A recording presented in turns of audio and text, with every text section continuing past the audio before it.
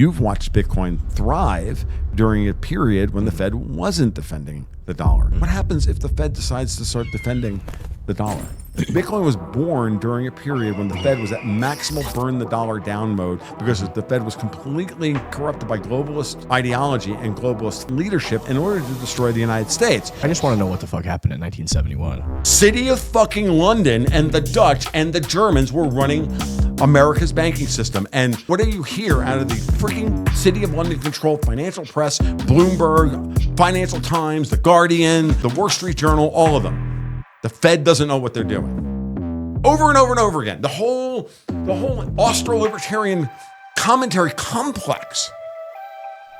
And the Fed. It's going to be an R-rated or X-rated episode today with all the cursing. Yes, it will be X-rated today because, fuck propriety. There's nothing PC about me, folks. All of the Austro-libertarian, Bitcoin complaints about the Federal Reserve are fundamentally on thin ice. We're fighting the fucking end of the goddamn world to stop fucking vampiric globalists from sucking our children literally to death. So after this, I'll ask you my very first question that I have on my sheet here. You think I'm kidding, but I'm not.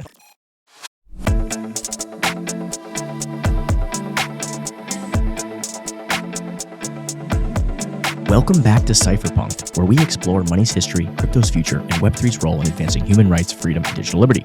Today's guest is Tom Luongo, former chemist turned geopolitical analyst, publisher of Gold, Goats, and Guns, and one of the most unfiltered voices connecting monetary policy, power structures, and the fight for sovereignty. Tom's been calling major market shifts for years, from Fed policy pivots to the crumbling of old colonial power structures.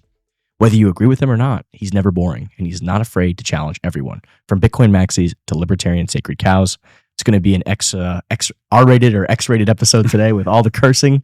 Tom, welcome to the show, brother. Thank you, Matt. That was an excellent intro. It's funny. I do a lot of these, and invariably, if one person does an intro for me, they usually just read the obligatory bio that I have on my website, and then give it or whatever we've sent out previously, and that was good. I really appreciate that one. Yes, it will be X-rated today because fuck propriety. Let's just get it right out of the way, and we'll go from there.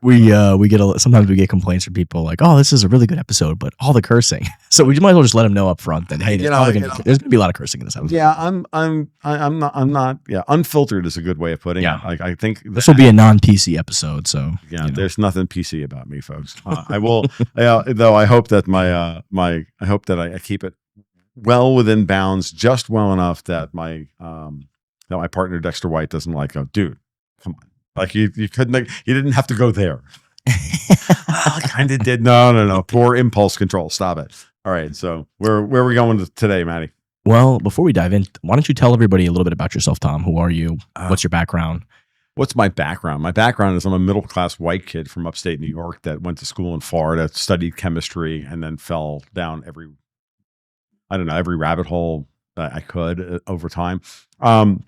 I got 25 years as a bench and research chemist, and as an undergraduate, I was adjacent to the quantum theory project, so I got a very strong background in all that stuff. But I wound up doing environmental testing for $18,000 a year around Gainesville, So it sounds really cool, and I really like all that stuff, all that quantum mechanics stuff. It is really cool, but you don't get paid. Yeah, but at the end of the day, I'm like, I wasn't going to Big Bang Theory. Well, I wasn't going to get a PhD. I was thinking about it, and I was on my way to doing so, and my undergraduate advisor was my biggest fan to try and get me into graduate school. But then I just looked at it and I realized I like my wife way too much that I can live this life of 60, 80 hours a week in the laboratory. And this is not my life, making 15 grand a year as a graduate student for 6 years, just to hope to get a PhD to, put my name in the JANF tables.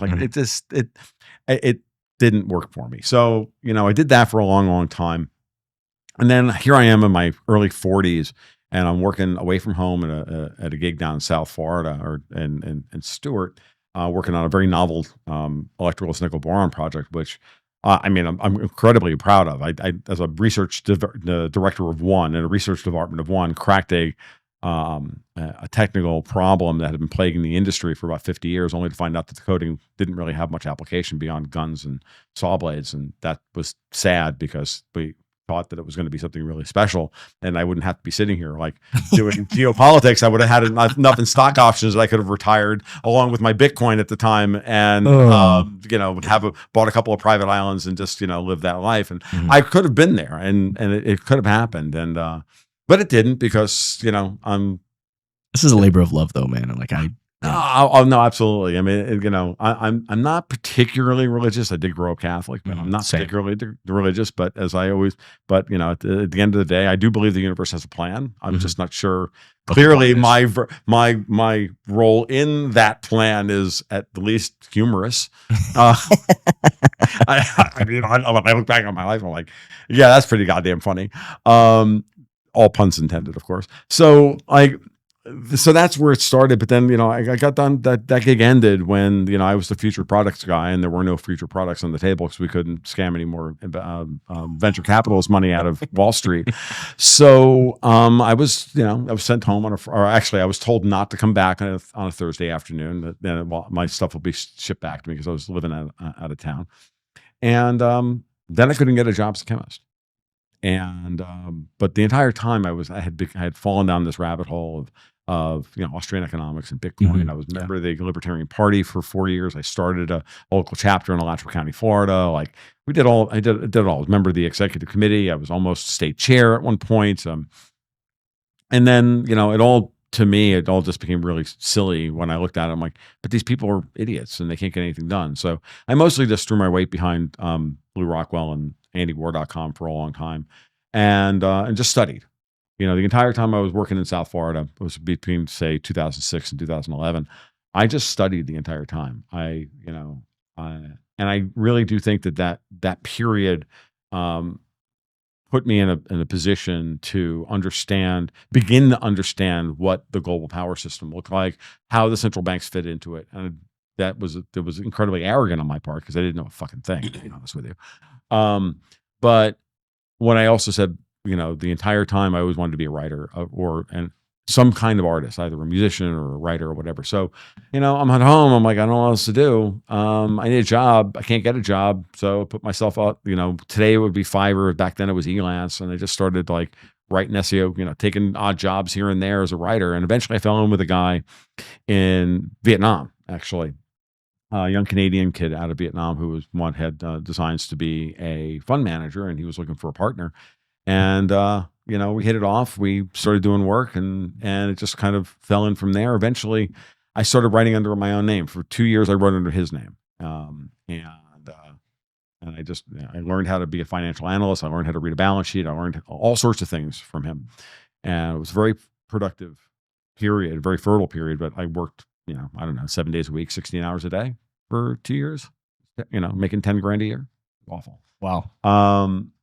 But when we got done with that, and I started writing under my own name at Seeking Alpha, within 6 months, I got a call from Newsmax to take over their Gold Stock. Wow. Yeah, to take over Gold Stock Advisor, their newsletter. And that was that. That's where it started. And then that big, lasted for about 4 years as both a contributor, as a newsletter editor under two different newsletters. And we basically rebranded it about halfway through.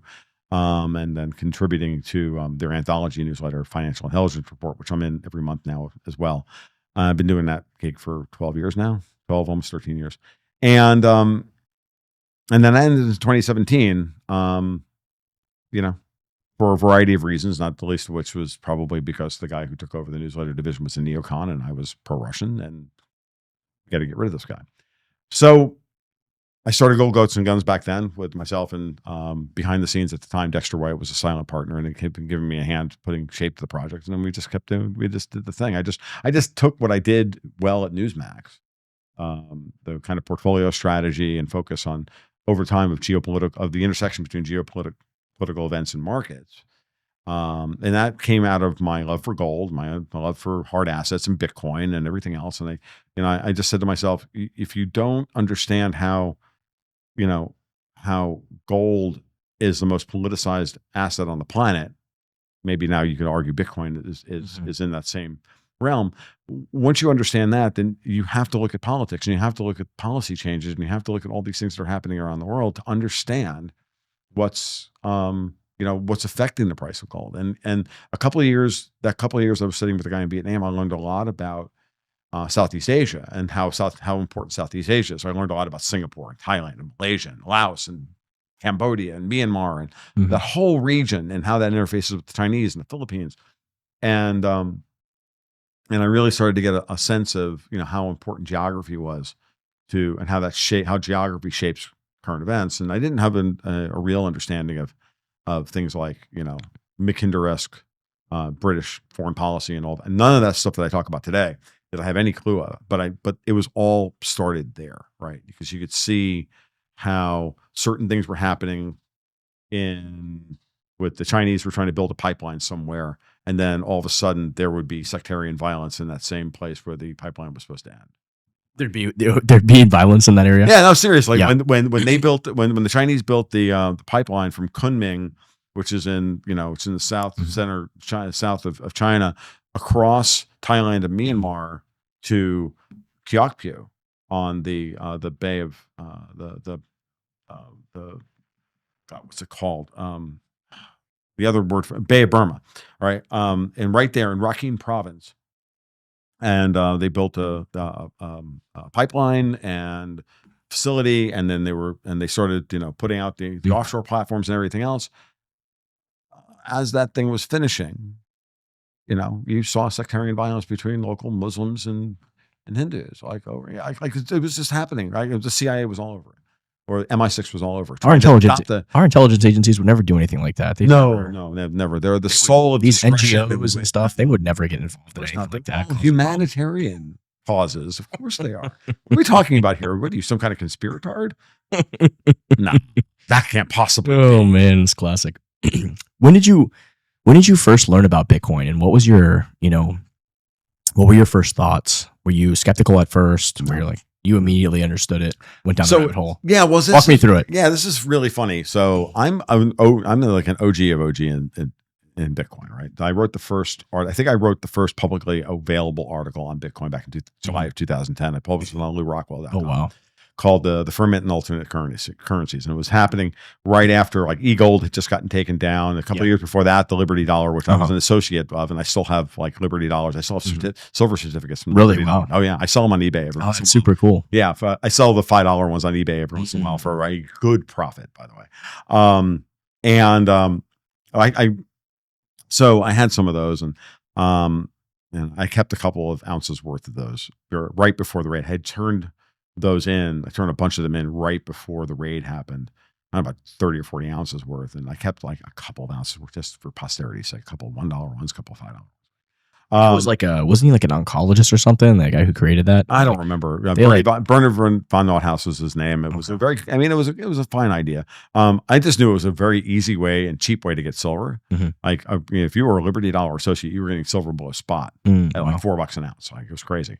Now you can sell those rounds for $80, $90 a piece because now they're collector's items. Yeah. But I haven't sold a one. I still think I have like buried somewhere. Whatever. I have a big pile of silver and gold in my house.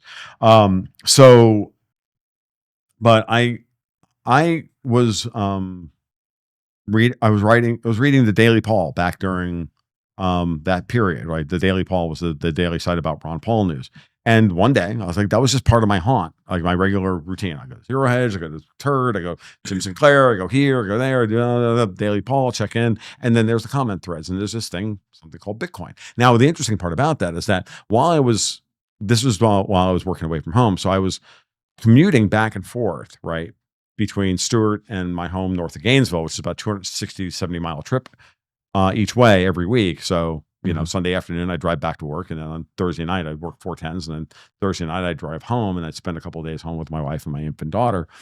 But I was really intrigued with the idea of an unhackable currency because I was trying to develop a kind of foundation style braided series of short stories to tell the story of an Austrian business cycle, boom bust cycle, but it had to be a currency that was unhackable, that was hacked and inflated, right? That was going to be the macro story while we told all these little individual stories similar to, I was thinking in terms of how Asimov would, moved in and out, especially in those original foundation stories, how he how he moved in and out narratively. I just thought it was a brilliant idea, or conceit to copy. I didn't get anywhere with it, because what happened is, so here I am, spending hours in the car trying to come up with, well, can we base it on like, hacking the half-life of americium or this? I thought about all Your chemistry brain was. Yeah, I was like way off in the weeds. And then I read the Bitcoin white paper and I went, oh, fuck, they did it. I'm like, oh, that's cool. And then I read the white paper and I went, that's actually really cool.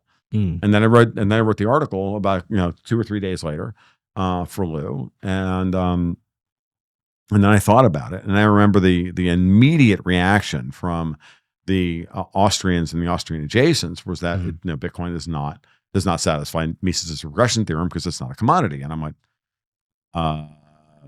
yeah, it is. Like, what do you mean it's not a commodity? It's not real. It's not. You can't put your hands on it. Like, so let me ask you a question. Do encrypted packets on the TCP/IP packets on the internet, do they have value? My answer is yes. Well, depends on the packet. If it's, me texting my wife, hey, bring eggs home for dinner, no, it doesn't really have a whole lot of intrinsic or long-term value. It really depends on what it is, for sure. Yeah. But if it's the quarterly revenue statements from the, San Francisco division of IBM being beamed back to the mothership in Armonk, New York, well, that's a different story. And so now the question is, okay, whatever's in the packet is what matters. And so if that's the case, well, then they may have value, and it may have, so no, I absolutely thought that through. And as a matter of fact, I remember having this discussion on the original Bitcoin forums. Paul, do me a favor and pull up Mises' regression theorem. Yeah, it's on because I think Aaron Van Weirdum had a really good chapter when we went over his book about this topic. Yeah. So I said, well, no, I think that was the argument about how that would satisfy Mises' regression theorem. I posted it up on the Bitcoin forums. We chatted about it very early on. And then, Mike Rosef actually asked me about 3 or 4 months later, he sent me an email. Mike Rosef did. And I think a couple other people of the regulars over there asked me the same question because they knew that I was the one who understood it. And I just went through that argument with them, and they went, and it was Mike I remember Mike, he was the first one of all the people that I interfaced with that went, that makes sense.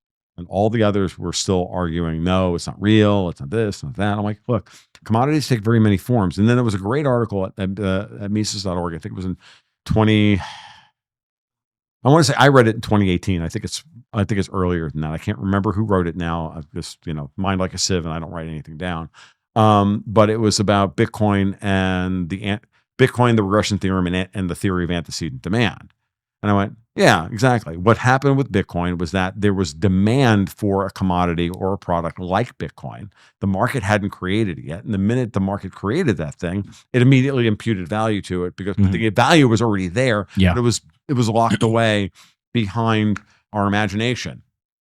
And then bingo. And because remember, at the end of the day, if we're Austrians of any stripe, we do not believe in the intrinsic value of anything. Nothing has intrinsic value. Only what we as humans, impart value to by placing our focus on it and creating reality, creating value added. The beauty is in the mind of the beholder. We are downstream of Menger, who say that and the subjective theory of value. Yeah. I mean, it's super interesting because if you think about like the water you're drinking right now, right? Like, how you value that water can just change based on your situation. If you're in a desert starving or of thirst, you'd pay everything for that bottle of water or else you die, right? So it's and right now it's like that probably doesn't have that much value to you because you just, we handed it to you and it was no big deal. Well, it does have a tremendous amount of value to it because it's going to keep my vocal cords from drying out while we do this podcast. So there is actually some monetary value to this bottle. It's got medium value. There's absolutely some profit value in this bottle of water. But no, what you just described, Maddie, is the law of diminishing marginal utility. Yeah. And it's really just that simple. And this is part of the reason why all Malthusian thinking is wrong. It's why these are like precepts of mine. I go through all. Can you define the term say that one more time? Malthusian thinking. Can you define that? Well, that's Thomas Malthus, right? That's the whole idea that Thomas Malthus was he and Hegel. And Hobbes both were hits at parties because they were both dystopian monsters. But saying that, that his original argument was that, the food supply grows linearly, but the population grows exponentially, and that's why we're all going to starve to death one day, because there's not going to be enough food to. So but what he was talking about is, and this is something I bring up all the time. It's a kind of thinking where you take a short run relationship and then you extrapolate it out to infinity.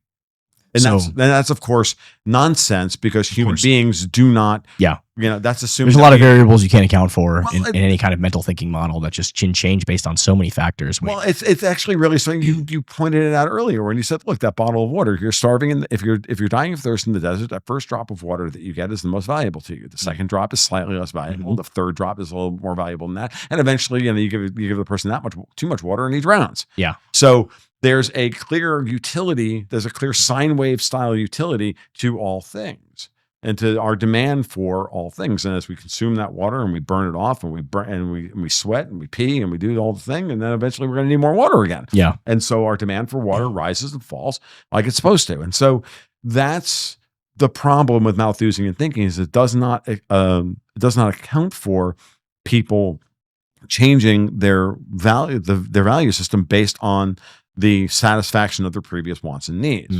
Okay. So once you understand that, and you understand what Dexter White likes to call the push the slider to the right problem with spreadsheets, where people create a short run correlation and then model it out with a slider, and they go, oh, we push it all the way to the right. And look, and oh my God, we're all going to die from global warming. My degree is statistics based, and there's a famous quote that goes something like this, and it's all models are wrong, some are useful. That's what we say. Exactly. You know what I mean? Like, absolutely.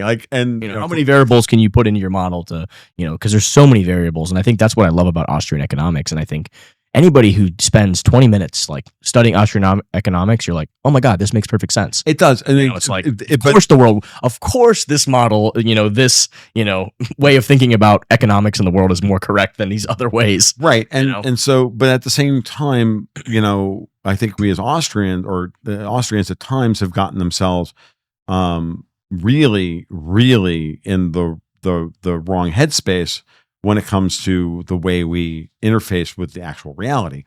We live in a world today which is far more complicated than the one that existed when a lot of these. And don't get me wrong, I'm not trying to be like to say, well, Mises couldn't think about what happened with credit and all that. He wrote the theory of money and credit on purpose, and the theory of money and credit is quite a great piece of work. Don't get me wrong.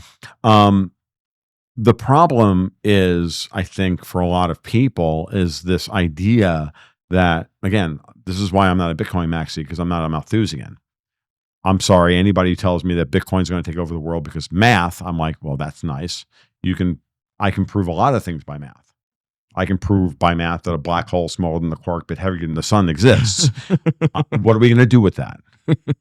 Are we going to turn it into? I'm not a Bitcoin maximalist either. I know. I'm just like, this.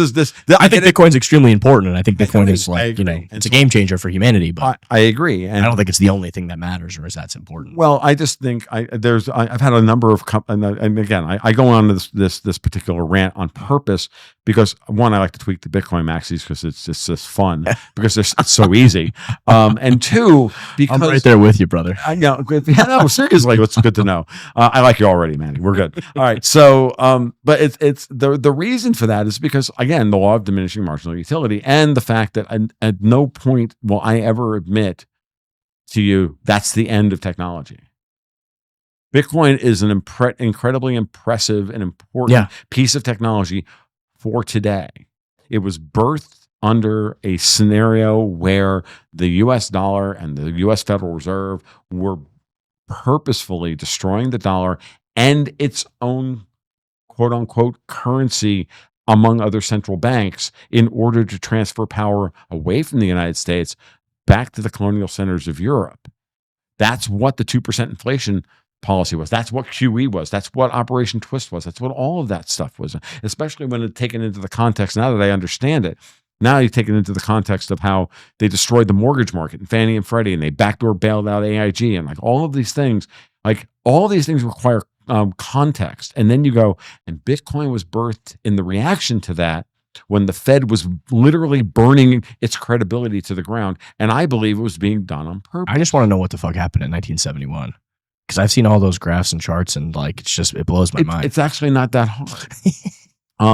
But I'm joking. no. I mean, look, 1971 is important, but let's just like back up for a second, because the way I look at Bitcoin is that it was birthed during that time, and it was a reaction, and I think a very positive reaction to the Fed policy, which at that point was destroying the value, was just destroying the dollar. And the gold market at that point had been completely taken over by the futures market. So the City of London and the LBMA and the LME had complete, and the COMEX had complete control over the price of gold. Ultimately, well, they kind of had to suppress that. Well, that's the classic argument, the Austro-libertarian Bitcoin maxi style argument, right? And that's an old argument, and it only works for so long, though. Of course, it only works for so long. But at the same time, gold's at all-time highs, and you can kind of see what's happening. But my point about this is that, so they had gold under control. Silver was rapidly becoming an industrial metal because no one was holding it as reserves, as their central bank reserves. So we needed something else. So humanity, in a fit of catastrophic mutation, catastrophic innovation, necessity meets reality. We need this new thing. We create Bitcoin. Yeah. And it was something in the works for a very long time. I mean, of course it was. Cryptography research, all the different things. Right. And so then it was loosed upon the world in the post-2008 crisis. And then it was able to run. And I always said was that it's really interesting how Bitcoin has gotten most of its price rise during a period when the Federal Reserve wasn't defending its primary product. It was at the zero bound. When the Fed is at the zero bound, the Fed is nothing more than another Eurodollar producer. It might as well be Deutsche Bank. It might as well be the Zug branch of UBS. Like, it doesn't matter when the Fed is at. Can you Eli 5 that argument? Like, explain it like I'm 5 years old. Okay, yeah, I'm sorry. This is where I start getting into start getting like maximal. I think it's gonna go over a lot of people's monetary policy geeky. Yeah, kind of break it down like so. Yeah, so there's this thing you have to understand. It's something called the Eurodollar system. The Eurodollar system is just another way of saying the offshore dollar system. It's called Eurodollars because we stuffed through the Marshall Plan. We stuffed a whole bunch of dollars into Europe to rebuild it post World War II and post Korea. And so it garnered the name Eurodollars. And what are Eurodollars? They're just dollars sitting in foreign bank accounts.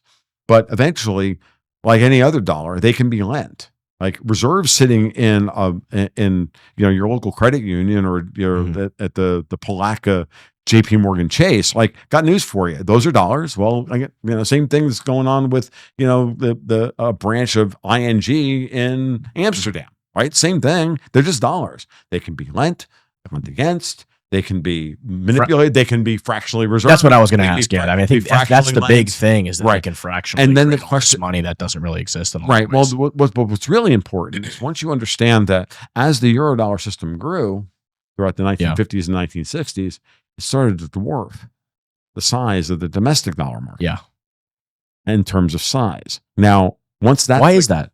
Well, it's simply because the world is bigger than we are. We became the world's reserve currency. Yeah. Right. So all these treasury bills and treasury bonds are being stuffed into foreign central banks to be used as reserves. They're not using gold as reserves. They're using treasury bonds as reserves. And then they're issuing currency based on those, and they're levering that up and blah, blah, blah, blah. And so the whole thing is this a big, huge expansion of extra pyramid, right? Very little gold, huge amounts of credit. Yeah. And it's all not dominantly based on a supply of dollars at the second and third layer of extra pyramid, and then converted into euros and Thai baht and Canadian dollars and whatever.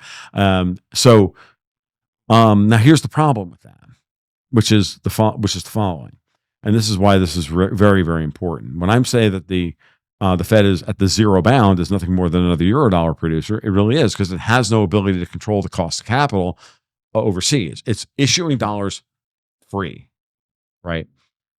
For no cost to the people who are closest to the central bank. So the people who are closest to the central bank, and through the Cantillon effect of those closest to the money issuer, get to use tomorrow's money at yesterday's prices of today's goods, right? Yep. Okay, so we all understand that basic concept. So now let's take that one step further. And so I'll highlight that real quickly for our listeners. I know we've talked about it in other episodes, but the Cantillon effect is this idea that you really witnessed this when all the COVID money printing occurred, and everybody's like, oh, why is BlackRock buying up all the houses, right?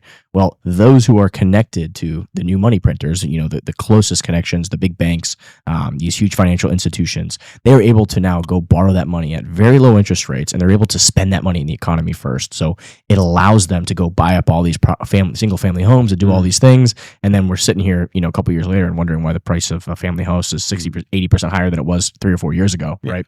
So that's the Cantillon effect. Those who get the new money and who are politically connected get to spend it first, and that's a double whammy because not only do they get access to it, but boom, now they can spend it. They get, right, and then they put it in your bank, who then charges you an interest rate, and the effect of the price rise of the new supply of money driving up demand for the existing supply of goods drives the price up. Now you're borrowing at a higher rate against a higher rate of inflation and everything else. And so this is why we've had this massive like cancerous second and third order effects that most people have no idea about. Yeah, no, it's insane.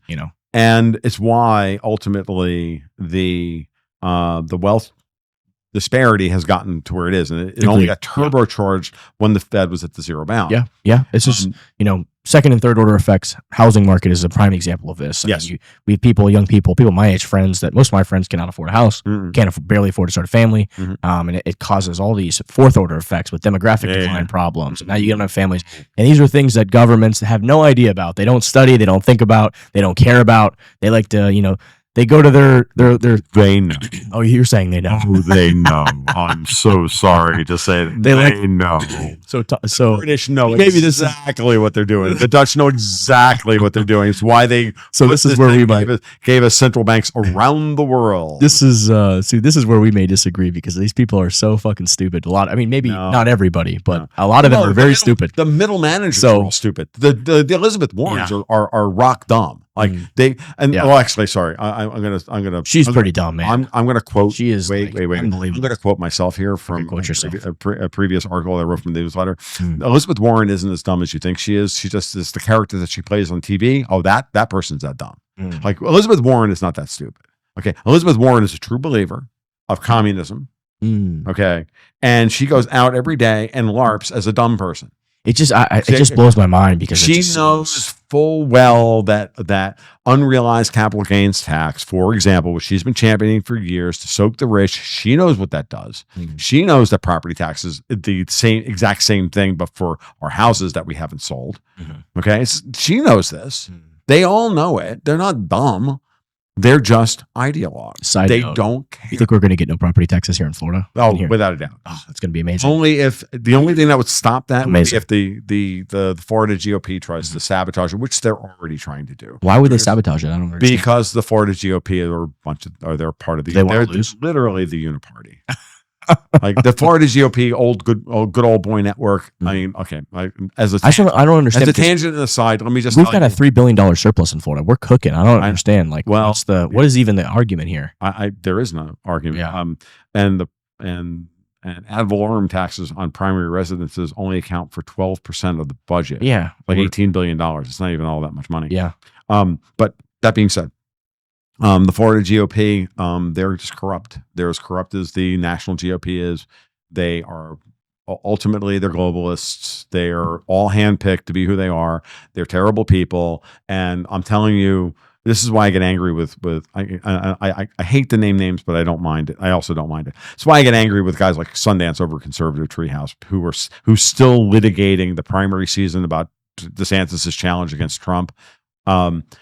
And then using all of that animus to then try and destroy everything that DeSantis does. When the truth of the matter is that DeSantis is the best governor that we've ever had. He really is, man. He's unbelievable. Without a doubt, he's he's absolutely the best. He's absolutely unbelievable. Right. So, and he's great, man. Now he's a great manager. He really is. I don't know what is it about him, man. He just doesn't show well on stage he's a terrible campaigner. He's a terrible politician, I guess, in the way. Yeah. But man, he's fucking amazing. He does such a great job. What a great job, man. Yeah, $3 billion in surplus. He's on top of every natural disaster. Yep. He's even taking care of environmental stuff that the left likes to take care of, and he's even better than them at it. I know. The guy's fantastic. And here's the funny part about it. I remember saying to Dexter White, who's a native Floridian, and I'm a transplant from New York. So I've only been here for 38 years. So I'm still like, I'm still like, I'm still a Yankee. Okay. Like at the end of the day, You've been here longer than I have, man. I was born here. right. And so, but Dexter White, who's forgotten more about Florida politics than I'll ever learn because I never really gave a damn, he said to me, I said to him, well, come on, we know that the Florida, and when we were talking about this one day, and we were he was waxing eloquently about DeSantis, and I said, come on, man, it's like the Florida government has a whole lot of power because really it's all in the legislature. And he's like, well, you're right, but I've also watched a whole lot of Republican governors not get anything done, or because of the legislature. And this guy's got them all wrangled. Yeah, he's doing everything that you could ever ask to get done, and he's killing it. So he's on the ball, man. Right. So whatever power he has, he executes brilliantly, and he's an unbelievably good executive. And for that reason and that reason alone, he's got my vote. I mean, as far as I'm concerned, like, I honestly think that DeSantis should step down in 2026 because he has to be term limited out, go and be AG for about 4 years, and then come back and run again in 2030. Yeah, that was the one thing I didn't like. I didn't think it was smart for him to try to run against Trump last term. I just think there was so much. I mean, anybody with a brain could see there's no way. There's so much.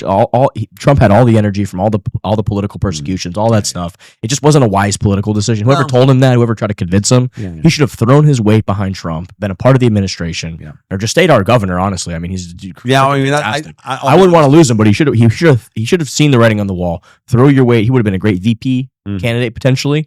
I think he's too valuable for VP. I agree. I don't want to lose him. I'm just saying. I think it would have made sense. I agree, and I think that whoever gave him that advice was an idiot, and Ron is not. Clearly not very politically savvy because he still almost lost to, the crackhead Andrew Gillum. But he's a great administrator at the end of the day. I don't even know how close that election really was. You can never trust anything with these fraudulent elections. I mean, with all the crazy stuff that's happening, how do you even, Of course. Now that he's shut down, I mean, he's been fantastic on that too, because he went over to that where they were doing all the corruption in Palm Beach and all the other, but he got rid of that one lady, 8 days after the election. Oh, we don't know who won while they're stuffing ballots in the back, It just, you don't really even know. And now it's like clockwork. We got the election every day. I mean, they count the entire state in an hour and a half. Yeah. And it's just silly. And I know how they do it because Michael Thompson was on the other day. He says he doesn't really agree with me on this. He thinks that we're still running it. We're doing a really bad job, but because he interviewed a lot of these different the people who run the different election sites, and he says they're all following their different procedure, and they're not following the state law in a lot of places. And I said, well, compared to the rest of the country, it's amazing. But dude, like, don't let the perfect be the enemy of the good. That's kind of I can also say that my wife, for example, was working at the supervisor elections in Alachua County during the Bush v. Gore. Oh, really? Yeah. No, she was there during Bush v. Gore. So she did the hand counts and hand recounts and all this stuff. And we have I lived in Alachua County at the time. I no longer live there because I don't like living under the direct rule of communists. Yeah. I call it the People's Republic of Alachua County. And I'm not kidding. When I used to be the Alachua County Libertarian Party chair, I used to go to the meetings and go, you people are evil. Why don't you just put the hammer and sickle up? I used to have them over to the meetings, to the monthly meetings, and we would like chat with them, and they would say things along the lines of, well, you don't have any rights that the government doesn't grant for you in the first place. And my response to that, of course, at the time was, well, you, me, and my CZ 9mm need to go outside and have a chat. I said this to my county commissioner. Oh, wow. Oh yeah. I was not kidding. And the party chair at the time was like, oh God, dude, no, you didn't just say that. He is the county commissioner. I don't give a shit. He's also a slumlord. What do I give a crap? So, but that being said, going back to my wife, my wife was there in Alachua County for all the terrible that is Alachua County. We have very good elections because we have the Scantron ballots. We've had them since, I can't remember the supervisor elections, Bev, whatever her name was back in the day. She was a Democrat, but she was a good lady, and she ran a clean election. Yeah. And the system that we have today, basically for the most part statewide, is the one that we had in Alachua County in 2000. I remember my wife telling me, she's like, "Why don't we just go?" I was like 9 or 10 years old, so I don't really. Yeah, no. I kind of remember seeing on TV with the hanging chat. I remember being a kid and being like, "Who really won? Like, what's going on?" Yeah. No, I mean, my wife was literally hand counting the ballots, and she's like, and she's like, even before the first hand recount, she's like, the numbers are going to be exactly the same in Alachua County. Yeah, because the system is good. The system is good, yeah. And the chain of custody is good. And Alachua County is so partisan, 65-35 Democrat, that there's not going to be any cheating. Because you don't need to cheat. Because they don't need to cheat. They're already winning. I don't give a shit, right? Yeah. So if you wanted to see what a really good election looks like, just watch one in Alachua County, because the Democrats always win 65-35, 68-32 or whatever, because, you can't do anything right about the University of Florida. So, and then that's the system we have mostly the statewide today. And I remember voting in Alachua County 20 years ago, and I live in Columbia County today. And back then, it was hand ballots in places like Columbia County, Union, Gilchrist. I mean, there's only like 9,000 people live in Union County. Yeah. There's 9,000. It's not that big of a, I mean, most of the European countries all use hand. I mean, the entire countries use hand count. They got this election results that night. I mean, Yeah, this whole idea that we can't count our elections. It's absurd. It is absurd. It's patently. It's absurd. Yeah, it seems like there's a reason they don't want you to do that, right? Of course, they want to have these, they want to be able to drag it out for month after the election, and they want to have hyper partisan control of these huge swing state Democrat cities. I mean, it's just total corruption. It is, and it's no transparency. Just bullshit. Look, we live under the rule of people who are anti-democratic.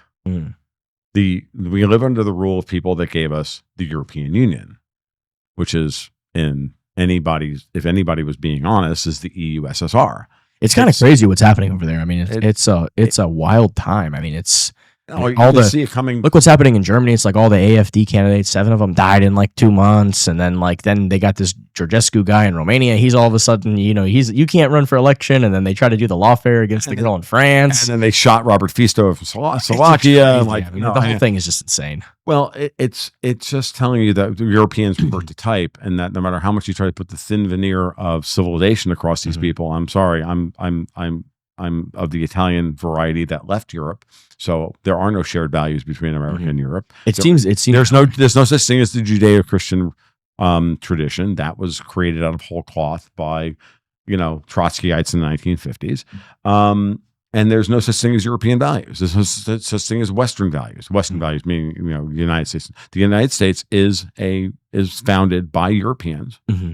Who left for a reason, who left for good reason, because the kings suck. No, I do have a lot of friends in Spain and France, and they totally disagree with what's going on over there. So of course, it's not the people, it's the leadership. Yeah, and all these systems are anti-democratic, and it's so funny how they scream that they're democratic, and then they're just they do the complete opposite. I know. I mean, look, the Russians have almost zero relationship in history with democracy, right? Putin's even said this multiple times. He's like, look, we're a young country when it comes to democratic systems. We've only been doing this for 20, 30 years. We're not very good at it. Like, we're going to make mistakes, or we're doing what, we can. And our elections aren't going to be, they may or may not be particularly, up to standard if you want to feel that way, but we're working on it, and we're trying to do and be better at it. And of course the Europeans are like, no, you're like, and the Europeans are literally like stealing elections in broad daylight in other countries, inside and outside.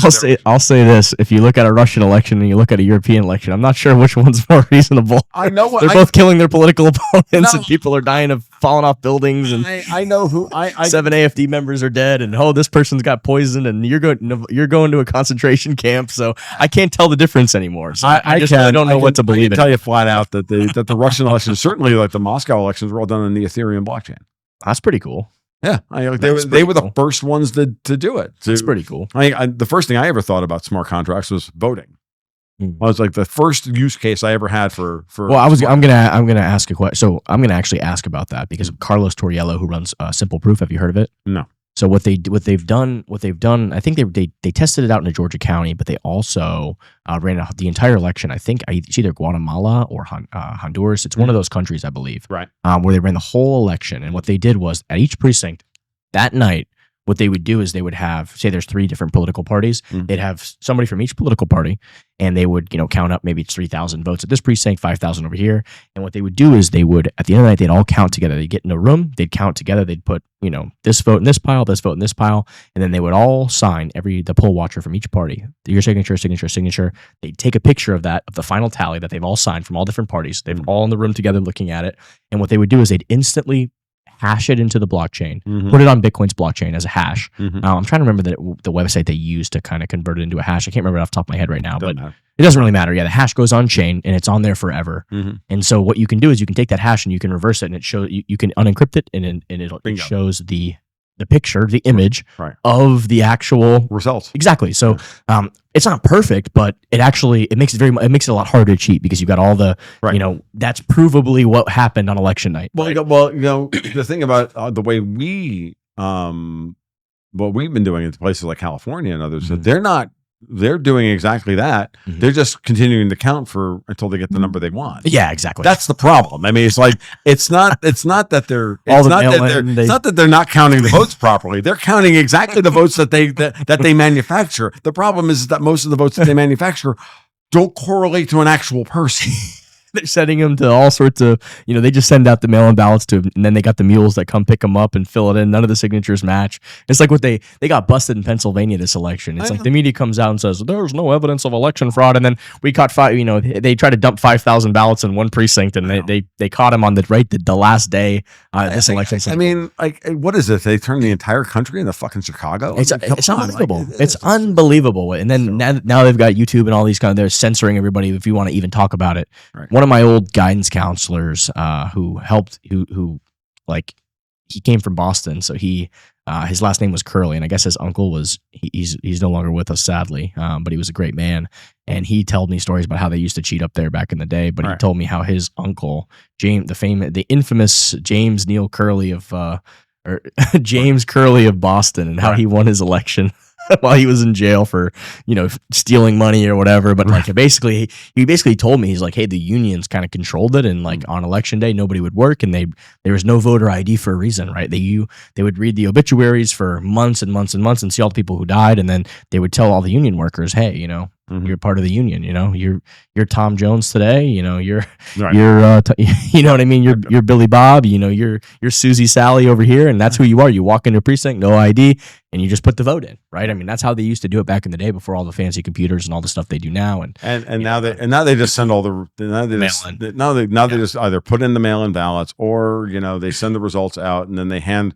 one candidate's votes to somebody else. I mean, there's credible evidence. I remember seeing this. I remember back after Super Tuesday for 2012, when Ron Paul was running against Mitt Romney.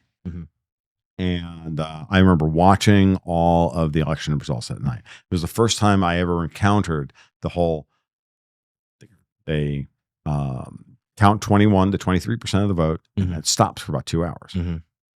You saw this in Connecticut. You saw state after state after state after state after state. Then the numbers would start to change. Then the results would start to come in. And then all of a sudden, Ron's numbers would start to fall and Romney's would rise. And it would be in every state the same way every time. Now, it was interesting. Now, two things about your statistics guy. Electoral statistics. Once you get about 21% of the vote in, whatever you've got is most likely going to run its way all the way to the end. Like, that's once they get a certain amount. I'll caveat that with saying, depending on what counties and precincts are reported. Sure. But yes, if you have an equal result from all of the same precincts, but the problem now is you get these two at this time and this one 4 hours later, and then this one. And they do that on purpose in order to make sure that they can then massage the votes. Remember, they would never call Broward County here in Florida until after the Panhandle had reported their results, so that Broward County can then manufacture the number of votes necessary in order to win the election. Of course, it's why. I mean, Brenda Snipes used to do that crap all the time. She's the one. She's the crook. They finally got. I mean, DeSantis just got rid of her. Unbelievable. Now it runs like clockwork over there. Right. But during the 2012 election cycle, and this is one of those times when I really am angry with myself for not downloading something that I read and I should have held on to, which was somebody did on the Daily Poll. Someone did a very, very detailed breakdown on every Super Tuesday primary, and they noted when the counting stopped and what the vote totals were. And then they got the breakdowns of the vote totals for each of the candidates after that point through time. And you know what they did? You know what he found? In every one of them. From that point forward, after the counting stopped, that they gave Ron Paul's votes to Mitt Romney and Mitt Romney's votes to Ron Paul. Interesting. And that's how they stole the election from Ron Paul. Wow, that's a fascinating assertion. I wouldn't be surprised. He was actually surprised that it was that easy. That's all they did. Wow. He was like, "This is dumb. Like it's so easily." And I remember looking at the Excel spreadsheet. And he did this for every state, and I didn't keep it.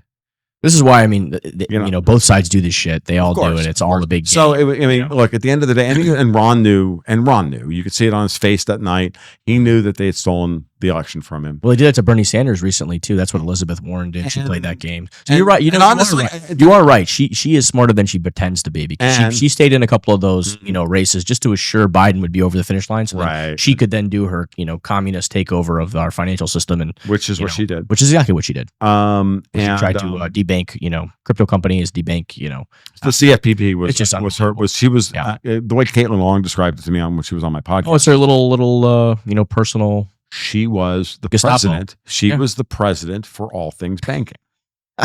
Someone else was the president for all things Ukraine. Someone else is so they just we had a junta running the country by committee, a committee of idiots, and traitors and vandals, but that was the committee. So that's what happened there. I think they 100%, in my mind, they 100% stole that 2020 election. I mean, there's no. That's, look at the swing states and the counties. They stole look at the stuff. That's unbelievable what they stole. They got away with it. I mean, I can't believe they got away with it. And now, when is there going to be justice? I mean, when are we? Are you familiar with what's happening in Fulton County with them sitting on those ballots? Have you? I haven't really been paying attention to that, but here's they got like 300,000 ballots that they're trying to get, and like they are just sitting on that. They tried to this case. I think this guy's name is Garland Favorito. He's done a really good job, and they just all the shady, crazy shit that's going on. Well, if they bust Fulton County, then you get sworn, and they will end the concept that Georgia is purple. The same way that when they cleaned up Broward and Dade, they ended the concept that Florida was purple. Exactly. Yeah. Florida's 60-40. Yeah, Florida's probably 65. I would say 35 now. I would say 60-40. We've had a lot of influx of people from California, but those people from California are red. That's why they're coming. But let's go. But the thing I wanted to talk about before they're fleeing. Was they're fleeing communism. It's there was something else I wanted to mention about. What the hell was it? Before you went to Atlanta, we went to something else. It was a salient point about the 20. You think the 2020 election was stolen? Really? I can tell you right now. Of course, it was stolen, but it was just so obvious how they did stole it. They stole 40 House seats. They stole 6 Senate seats in 2024. Oh yeah, they did. In order to make sure. How did they get away with this shit? That's what I'm saying. I mean, how did he not immediately? How did they get away with it? They control they just control the supervisor of elections. They control the freaking media, and they control all this stuff. You're right. So it's not hard. At the end of the day, they stole 40 House seats. Yeah. They stole at least 5 Senate seats, if not 6. It should have been +8 in the Senate. They knew damn well that if it was +8 in the Senate, that Trump would be able to run the table on them. And by March, everybody would be in jail. And everybody, I mean, if he had a 40-seat, real, honest-to-God majority in the House, which he doesn't, he has a fake majority in the House, he has a fake majority in the Senate. Yep. You put a 40 to 45-seat majority in the House and a +8 to 9 in the Senate, and Donald Trump implements the entire MAGA thing by the end of February, by the end of March, such that he then goes to the tariff tantrum on April 2nd. The reason he waited until April 2nd and would have continued to wait until April 2nd was because the end of synthetic LIBOR happened on March 31st. The last derivative contracts that were issued against LIBOR in U.S. dollars expired on March 31st. And that's why the tariff announcement was on April 2nd, by the way. So what are the implications? So first off, explain what LIBOR is. I think it's London now we're getting right. You're getting into now we're getting into why I'm actually at this podcast, right? Because we've been talking about elections. All the election stuff is obvious. Like this is all nonsense. After this, I'll ask you my very first question that I have on my sheet here. You think I'm kidding, but I'm not. I'm not. I know. Like, dude, I do podcasts with people all the time. They're like, "Hi, Tom," and an hour and a half later, they're like, "Well, that was fun," you know. Like it's like the old Dennis Miller thing. Dennis Miller was on HBO. He had Dennis Miller Live. He had Vincent Chiarelli, not Chiarelli. That's the actor. The guy who put Manson away. the prosecutor. I can't remember his last name now. Are you talking about his FBI handler, or are you talking about his? No, I was talking about I was talking about that guy, and he brought him out. He's like, Vince is the best guest in the world. You say hi, Vince. He talks for 9 minutes and then he leaves, and it's like I know, same way. So okay, so what is LIBOR? What is and of course then the answer, then the corollary to that is what is SOFR. So. And I brought up the synthetic LIBOR thing on purpose in order to move the conversation to where I think it should go and where I think it's where I have the most value, because talking about an election, whatever. We know there's still the elections. So what is LIBOR? LIBOR is the London Interbank Offer Rate. And so when we talk about the Eurodollar system earlier, when the Eurodollar system was being built out, when all these dollars were being stuffed into these European banks and these foreign banks around the world. And then after a while, like, people have these balances and they're like, well, I've got these dollars, and they're sitting in private bank accounts, and they're like, oh, I can lend them out, but I don't know what interest rate to lend them out at, because there's no market for it. There's no quote there's no quote board to go to. Well, the Fed funds rate is this, and the 10 years trading against that, and I don't know, and so it was this nascent market. There wasn't a market that you could really point to. So there wasn't a sophisticated way to make a market in offshore dollars. And so what happened, like similar to the gold fix, the old London gold fix, what happened eventually is, starting in about 1968, with the first supposedly LIBOR loan, where somebody said, or some Greek guy said, I will lend out of my bank account at, for you to go build a ship or whatever at 4.5% or whatever the hell it was.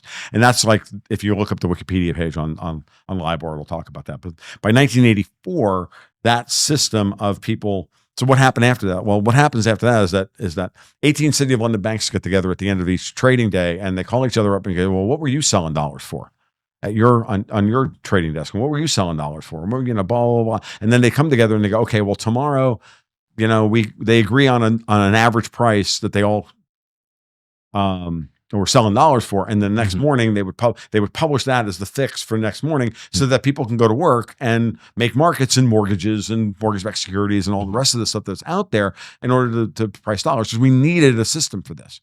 So that system was in place similar to the London gold fix. And again, it predates having sophisticated computerized markets that are global, where we can trade, trillions of dollars worth of US treasuries, over the counter, on the back end with big supercomputers, like handling all the trades.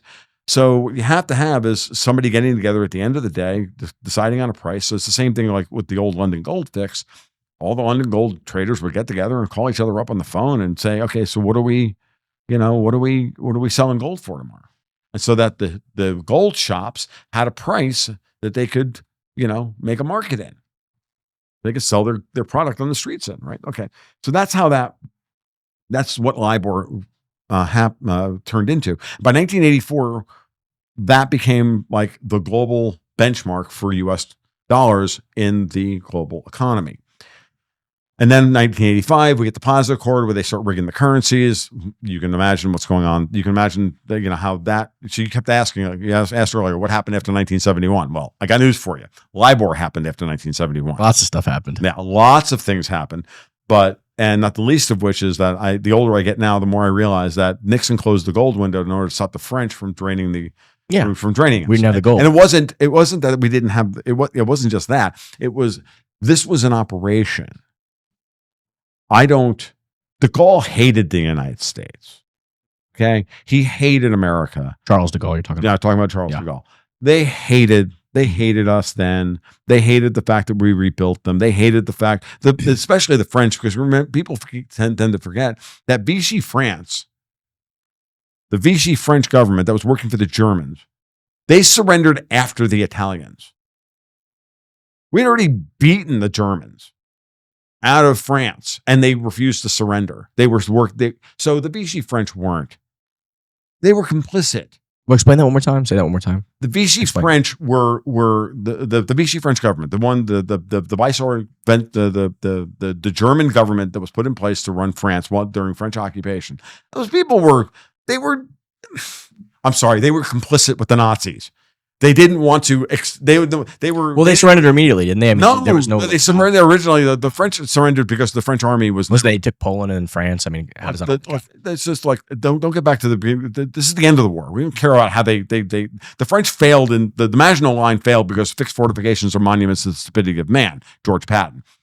The end of the war, after we kick the Germans out of freaking Italy, and the Italians surrender immediately. The Italians surrender and everything else. The French, the Vichy French, don't even like rise up as we're like marching across France, like with Patton's marching across France to freaking Berlin, and these people are still fighting us. Like, that's how much the French hate us.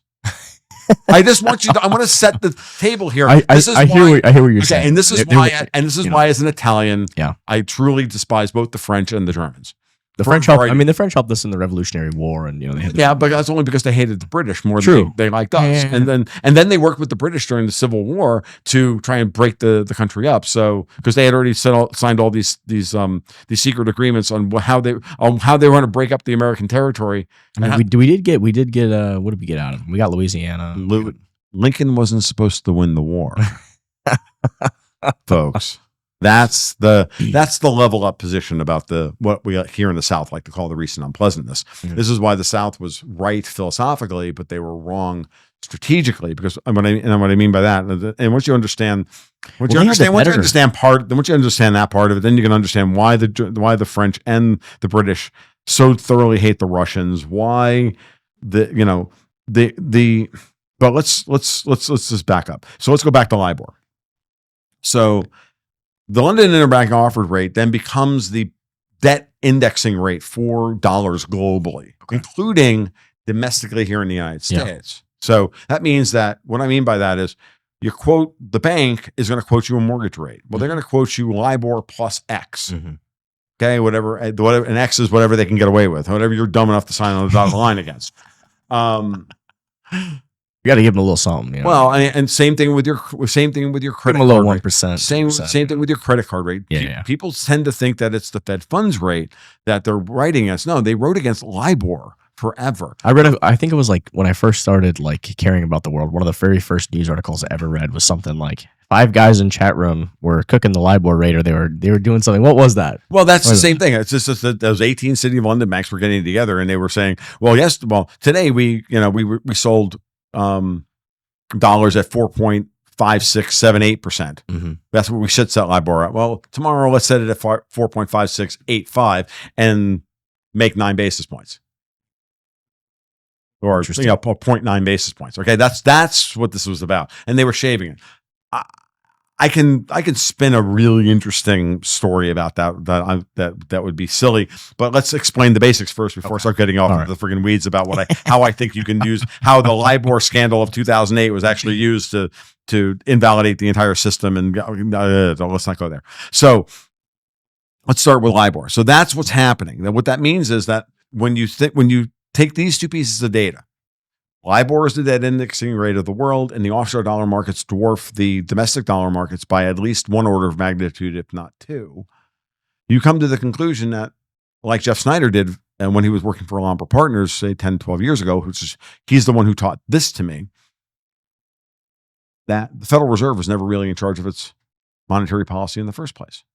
So all of the Austro-libertarian, Bitcoin complaints about the Federal Reserve are fundamentally on at least thin ice, because the Federal Reserve is not in charge of the domestic dollar markets. And I'll explain why in about 2 minutes.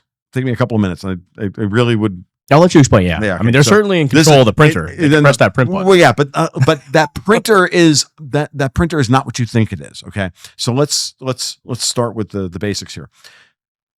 If LIBOR is the debt indexing rate for all dollars, and your mortgage is going to be that you're applying for is LIBOR plus X, right?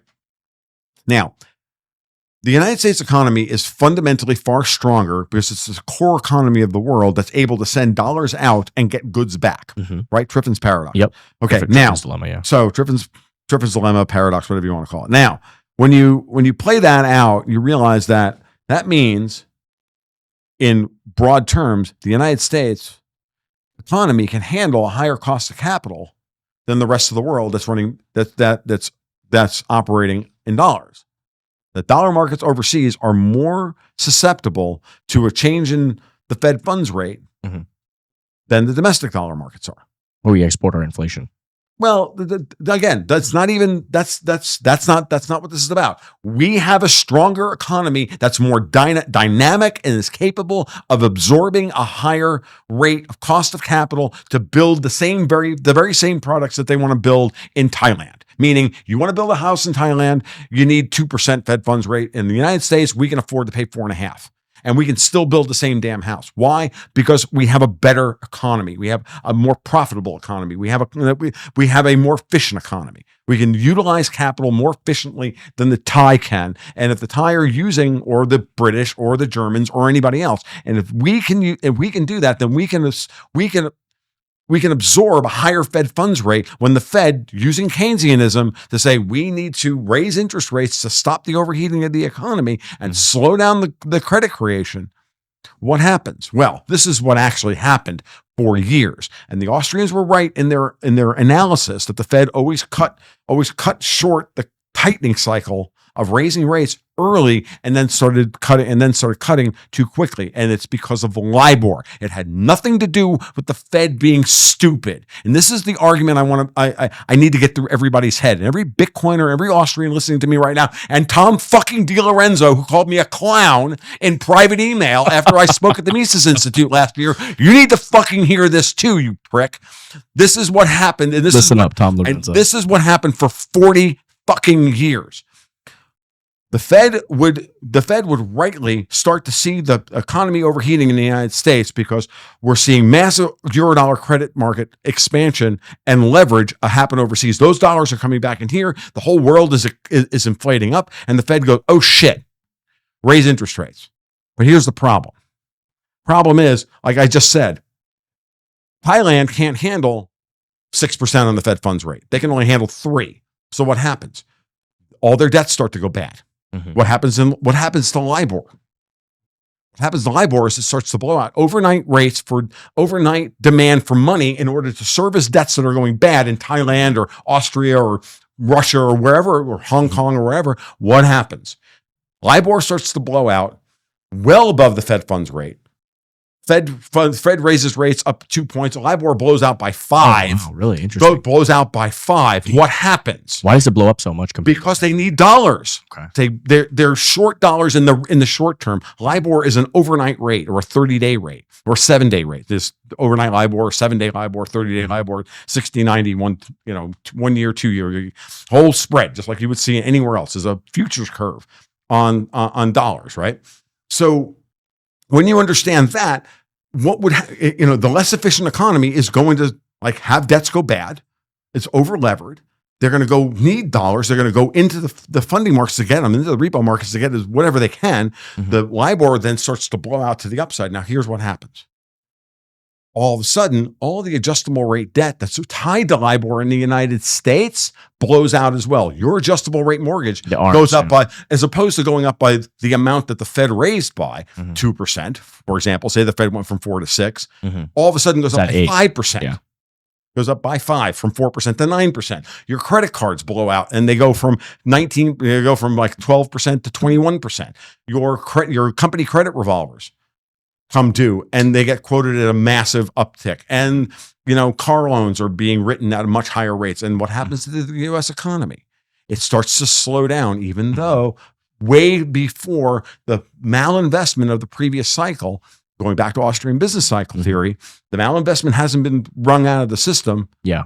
And the Fed has to start cutting rates early because the economy is starting to slow down. So LIBOR was running the American banking system. City of fucking London and the Dutch and the Germans were running America's banking system. And what do you hear out of the freaking City of London controlled financial press, Bloomberg, Financial Times, The Guardian, the Wall Street Journal, all of them?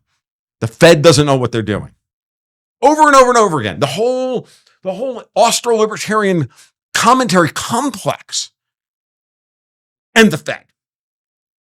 You said what? And the Fed. And the Fed. And the Fed. And this. It's all the Fed's fault. It's all this fault. It's always the Fed. It's never the ECB's fault. for lending too much money. It's never the Bundesbank's fault. It's never the Swiss National Bank's fault. It's never the BOJ's fault. It's never ING's fault. It's never Deutsche Bank's fault. No, it's always the dollar's fault. It's always the U.S. economy is going to collapse. When it's the U.S. economy that's actually inflating the entire fucking world in the first place. How has all this changed since 2022? It's gotten worse? No, it's gotten much better. Really? So I've now told you. My caveat response is usually, how has this changed? It's usually gotten worse. The Ready? Ponzi has been Ready? elevated to the next level. Ready? Let's hear it. Tell me. Ready. So now, Donald Trump comes to power in 2017 when he's not supposed to win. Mm-hmm. The first thing he does is he's got to nominate a new Fed chair starting in 2018. Janet Yellen's on her way out the door. She refuses to raise interest rates, even though it was clearly necessary for her to do so. And Wall Street hands Trump the name Jerome Powell. Jerome Powell was a junior member of the Fed for a long, long time. He was one of the few hawks going back to the days of Bernanke and the 2% inflation target. Danielle DiMartino Booth talks about this in her book, Fed Up, which I absolutely recommend everybody read. He and what's her name? Say that one more time. Danielle DiMartino Booth. Okay. If you've not read, I think her book, Larry Lepard recommended this. Yeah, absolutely. Yeah. Larry would be. I think he mentioned it a couple times in his book, The Big Print. Yeah, it's a very good book. It's the audiobook's excellent. It's read by Danielle, and she's big, larger than life Italian. So she reads it well. I love Danielle. She's been on my podcast a couple of times, and mostly to validate what I'm saying now from what I think is her perspective, or my perspective, because she's being a Fed insider, she kind of understands. So what I said is this. So in 2018, Powell becomes Fed chair. Now, the first thing he does is nominates, and then Trump nominates John Williams of the Atlanta Fed to run the all-powerful New York Fed. Now, for those of you who don't know, understand how the Federal Reserve is organized. It organizes 12 regional banks, and the Atlanta Fed is not one of the more powerful ones. But the New York Fed is one that runs the Fed Soma account. It's very important. It runs the overnight repo desk and all of those facilities. So, and who is John Williams? Well, he's the architect of something called SOFR, the Secured Overnight Financing Rate. Now, the Secured Overnight Financing Rate is fundamentally different from LIBOR this way. It's a secured rate, meaning it's a rate that is quoted. Bank to bank, right? This is interbank. It's between the banks and the Federal Reserve buying dollars in the U.S. repo markets, right? And the repo market is a repurchasing agreement. This is important for those of you who don't know anything about repo and this and everything else. This is part of the reason why you're Bitcoin maxis, because you don't understand how this shit works. I can't help but dig these people day in and day out. What's important to understand is that the short-term demand for money is handled, and the mismatch between the supply and the demand for money is handled by the repo markets. Meaning, you've got to make payroll tomorrow. You've got U.S. Treasuries. You got some T-bills, but you don't have any dollars. So what do? But you don't need the money for very long because you're going to make payroll tomorrow. But you're going to get a big invoice in on Monday, right? So what do? You come to me, who's got dollars, and you say, "Hey, man, let me borrow your dollars for a couple of days, and I'll give you my T-bills as collateral."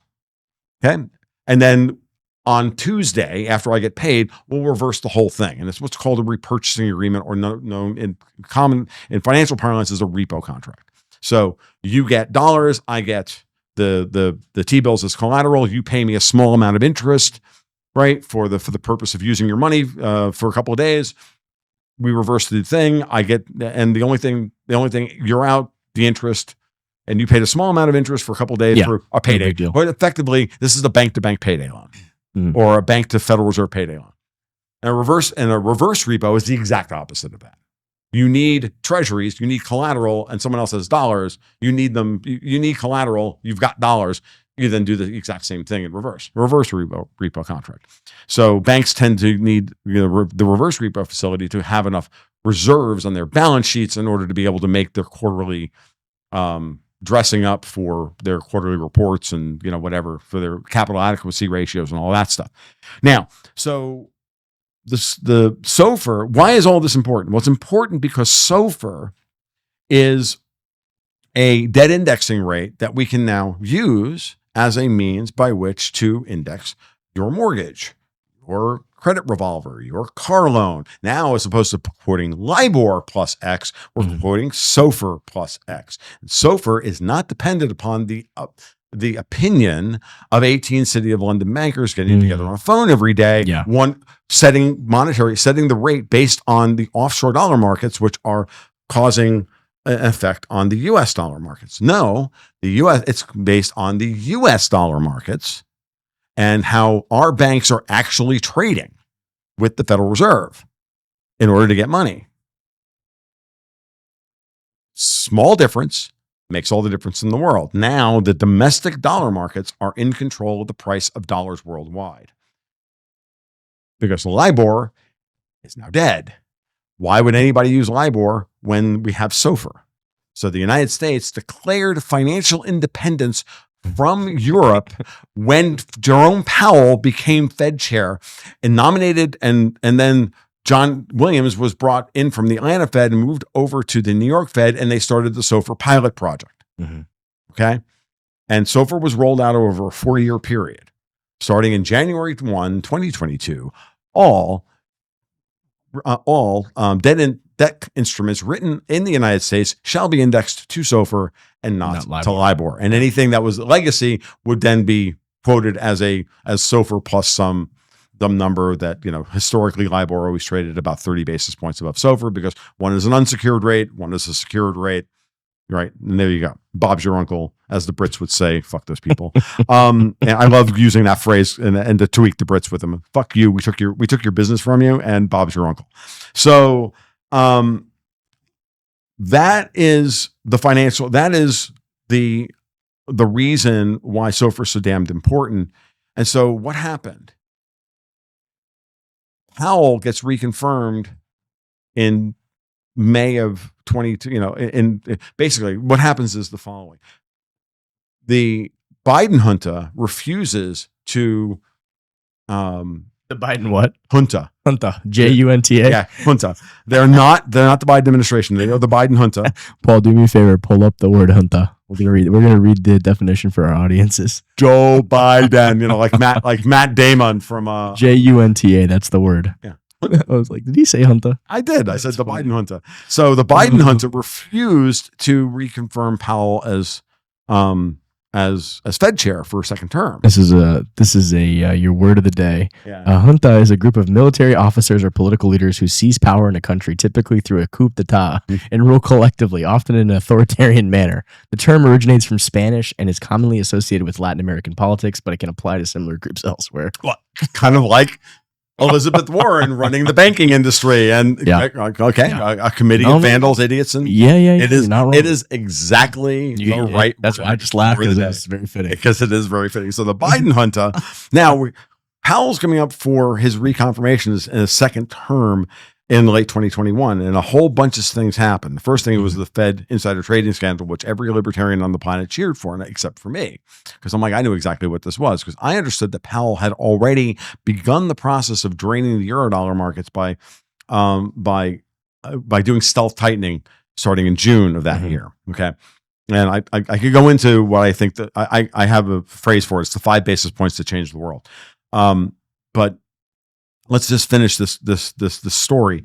So, and then I'll explain why I understood what was happening back then. So I said back then was, okay, well, clearly they want to get rid of Powell for a second term so that City of London can then, undo SOFR, reestablish LIBOR, and then and take over the country again, because they had gained political control through the junta. They needed to get monetary control again through a junta against the sitting Fed chair. So they ginned up an insider trading scandal. For those of you who don't know, I've told the story 1,000 times, but for this audience, it's different. The insider trading scandal was fomented by Lael Brainerd, who is, by the way, the current vice. She is the Biden girl, and you can never tell these people. Yeah, I know, and you can. And she is she's them. This is and that's. Shims. Fuck you. I don't care. I heard zay, zir, zos. Piss and my pronouns are piss and off. So, Lael Brainerd is the compliance officer at the Federal Reserve at the time. She's currently vice chair, and her term ends at the same time Powell's term does, by the way, which is going to be hilarious because she's going to be a nobody after that. But she's the one who actually signs off on all of the Fed governors' trading activity in the financial markets. And most of them are just trading friggin' SPY puts and calls. I mean, they're mostly just trading the S&P 500. Like, they're not doing anything. Most of these trades aren't even interesting. I mean, it's not like it's nothing like Nancy Pelosi, right? So, and I'm dead serious when I say this. Like, they're not doing anything all that interesting. So, but Brainerd leaks these trades to Politico or Axios or whomever, and then we start this big insider trading scandal. Interestingly enough, it comes out later that she was the compliance officer that knew about the trades, signed off on them, and then handed them. Okay, so what's the These net effect? people are such idiots. Right. So what's the net effect of this? The net effect of this is that Brainerd was promised the Fed chairmanship by Obama, okay, and they were going to get rid of Powell, and they thought they had him dead to rights by playing this game. They got Kaplan, Carita, and Rosengren, three of the biggest hawks and Powell lieutenants on the FOMC board, but they couldn't get Powell himself because Powell immediately turned around and said, "Well, we'll do better with compliance and blah blah blah." And for a couple of weeks, it was a little dicey, but Powell was like, "I ain't going anywhere." Like, he was literally like, "Close the fucking door." Like, I love Powell. He's just like completely unflappable. And I dude, if I could come back as a Fed chairman, I'd be Jerome Powell. Really? Wow. I fucking love Jerome Powell. You're one of the few people who I've heard say that. I've heard a lot of. I fucking love Jerome Powell because I understand that he set the table for Trump to be running the table that he's running right now. The story I'm telling you right now is the foundation for how Trump comes back to power. So I have a lot of questions. This is fascinating. I mean, one of my questions is why did Powell cut rates? Because I've heard a lot of this. It's like political. Why did he cut rates right before the election? Oh, that's Joe Biden. Didn't Joe Biden reappoint him or no? Did I get that wrong? No, he didn't. Biden didn't want to reappoint him. This is what I'm trying to finish. Okay, I'll let you so finish the insider trading scandal, and then that chews up like October and November and December, and most of November. And then Biden's like, well, I don't know if I want to do this. And then he meets with Powell, and he just keeps like playing this game. Eventually, the Federal Reserve itself, the FOMC board, once his term is over, then they are free to then say, look, we have to have a chairman. They vote him chairman until confirmed. And at which point all the time is run out on Biden to not put him back up for reconfirmation. The Federal Reserve basically says he's our chair until either confirmed or not confirmed. Tough. Put him up for reconfirmation. If he fails, we'll pick a new chairman. If he passes, then he's the chair. Biden didn't want to do this. He fought it for 4 months. He fought what? Powell's reconfirmation. He fought it for 4 months. So why didn't he put somebody else up? Because he couldn't. Because Powell was chair. He can't put anybody up until Powell's term is up. He can't do anything about this. Powell has a right to run for reconfirmation, apparently. So he couldn't he had to what reason would he have for putting up a different person as Fed chair? He could say, oh, he did the corruption stuff. He didn't, but that didn't work. It didn't stick to Powell. Powell survived the insider trading scandal. So therefore, Biden didn't have a political leg to stand on. And when they put him up for reconfirmation, he wins with 80 votes. Wow. Meaning he was never going to get, nobody else was going to get to the Senate anyway. What's Trump saying now though, that he's like, oh, okay. So now let's full focus. So once he's reconfirmed, or once he's voted this and he's going to be reconfirmed, because Powell's not stupid. He knows he's going to be reconfirmed. He immediately starts raising interest rates. In March of 2022. SOFR goes into effect on January 1st. They were trying to get rid of him before that, right? So is this why he waited so long to raise interest rates? Everyone's like, oh, he's too late, Jerome Powell, too late. He was too late. He was too late because he's playing these fucking political because games. they were dragging out his reconfirmation. He wanted to raise rates at fucking Jackson Hole. Ah, okay, I see. But he couldn't. That's crazy. Yeah, no, but Build Back Better was moving through the Senate at the time, and the infrastructure bill, and they were trying to tie the Fed's hands with $8 trillion with the new freaking spending that the Fed would be forced to monetize, which was another form of blackmail, and then they could blame it all on the Fed and all that. They were doing all this. It's always this. It's always let's. Why can't he just come out and say, "Hey, this is bullshit. What you guys are doing"? Because he's not allowed. Why?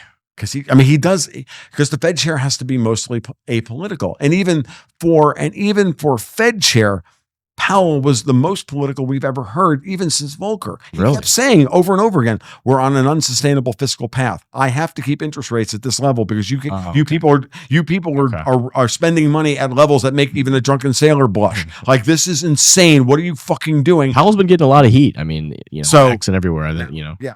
So, I will say the $3 billion palace, that's a little much. So now that's a thing that's like, what the fuck is he doing spending $3 billion? Yeah, if he wants to come out and say we're an unsustainable fucking fiscal path, but then he's spending $3 billion to build that's crazy. It's all bullshit. That's just fucking politics. And then Trump used it because it was convenient. Because he needs a fall guy to explain to America why the Federal Reserve needs to be reformed. And Powell's the fall guy. But why are they spending $3 billion on a because they're corrupt and they're stupid and they don't know how to build a fucking building. Because they didn't ask Donald Trump to build the building for them. Did you not listen to the speech? I think he said some shit like that. He said exactly that at the UN. It was like I could have done it for $500 million and you guys it's just so much corrupt. I mean, there's just no way it costs $3 billion to build a fucking building. I mean, it's just so corrupt. There's so much fraud and but it's so fucking irrelevant. It doesn't matter. We're fighting the fucking end of the goddamn world to stop fucking vampiric globalists from sucking our children literally to death.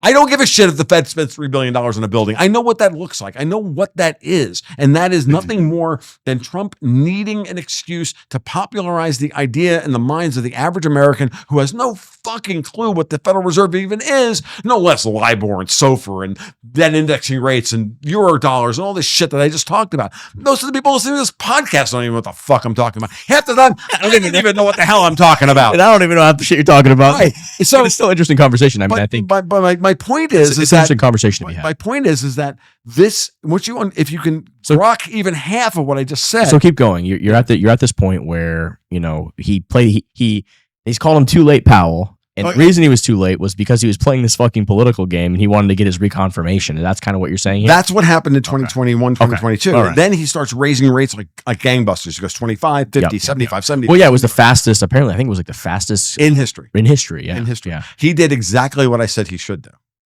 With the raising the rates? Yeah.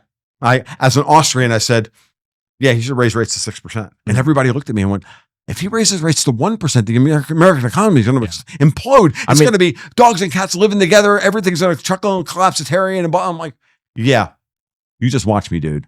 You just watch me. Like, I literally called this shot in 2021, said the minute Powell started draining the Eurodollar markets by raising the reverse repo payout rate 5 basis points above the Fed funds rate, and I watched $2 trillion move into that market in 4 months. I'm like, oh, he just drained $2 trillion worth of M0 from the global dollar markets.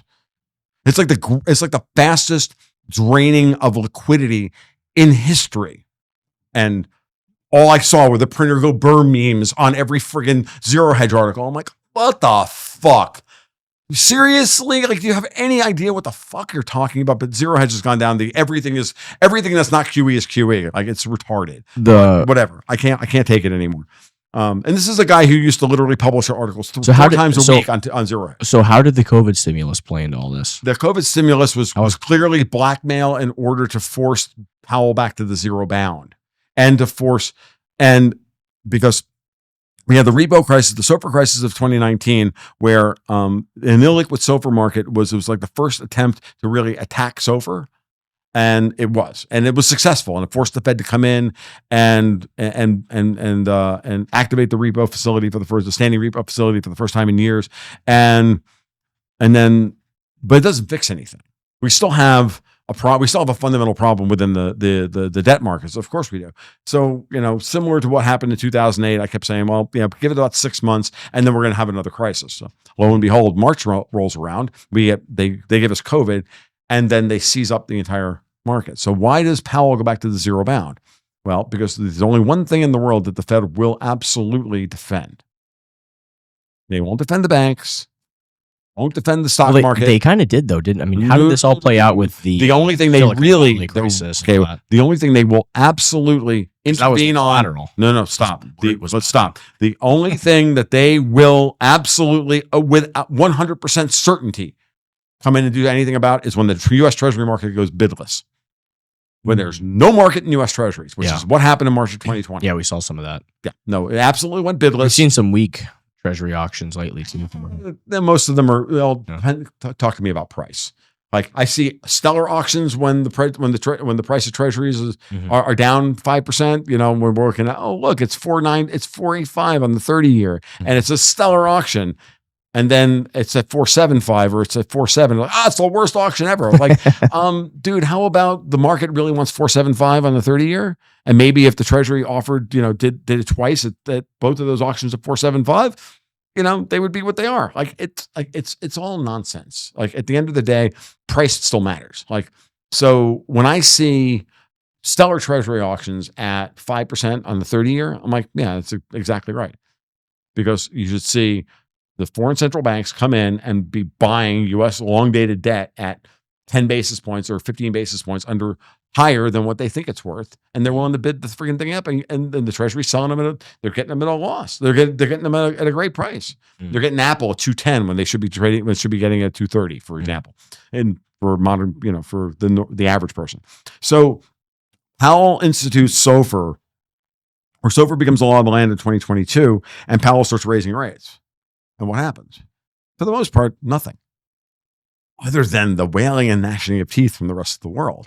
Other than within 6 months, Christine Lagarde over the ECB is doing yield curve control.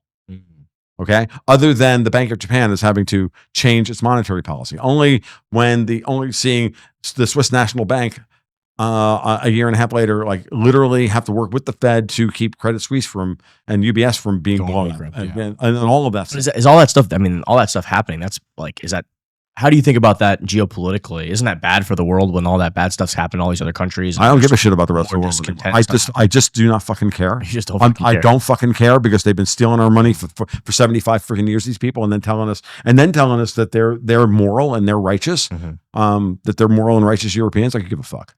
Like I'm at that point. See, this is why I default to like why, I'm not a Bitcoin maximalist, but I believe that Bitcoin will be the underlying global reserve asset for humanity at some point. That's possible. Yeah, I think it's going to share that. I think it's going to share that role with gold. Yeah. And there's a reason why. And that is because competition is good for everybody. Interesting. Yeah, I think we should have multiple hard reserves. I don't just kind of like a basket. I mean, that was kind of the one good thing. The one interesting idea that John Maynard Keynes has with this idea of Bancor, where it was like, a basket where it wasn't like one thing. But the problem is, if it was one thing, I think it will be Bitcoin. That's the way I think about it. Yeah, well, that's fair, and I can certainly be reasonable. I can argue that as like reasonable matter as to whether that would be. My point being though is that having gold and Bitcoin exist as checks and balances on each other, I think is a very good sign. It also leaves people some agency. And here's the thing what's really interesting about it. Gold doesn't really, again, we're getting back to Mises's regression theorem. Does Bitcoin really have any other use other than as money? No, I think Bitcoin literally is the response to the regression theorem. It's exactly. And gold, for the most part, also doesn't have much use other than money. It's got some nice electrical content. I mean, Satoshi really. I mean, on the Bitcoin Talk Forum when he first came up with when he was talking about Bitcoin, he basically used this idea of it. Hey, imagine a metal that's it's colorless and it has no other properties. It's not good at conducting anything, but it only has this one property. Right. So he kind of envisioned it as a digital commodity. I mean, that was what he was thinking about in his mind, And so he used proof of work to simulate the idea of, hey, real energy would be needed to extract this to prevent the Agreed. I mean, I'm listening to all the things you're saying.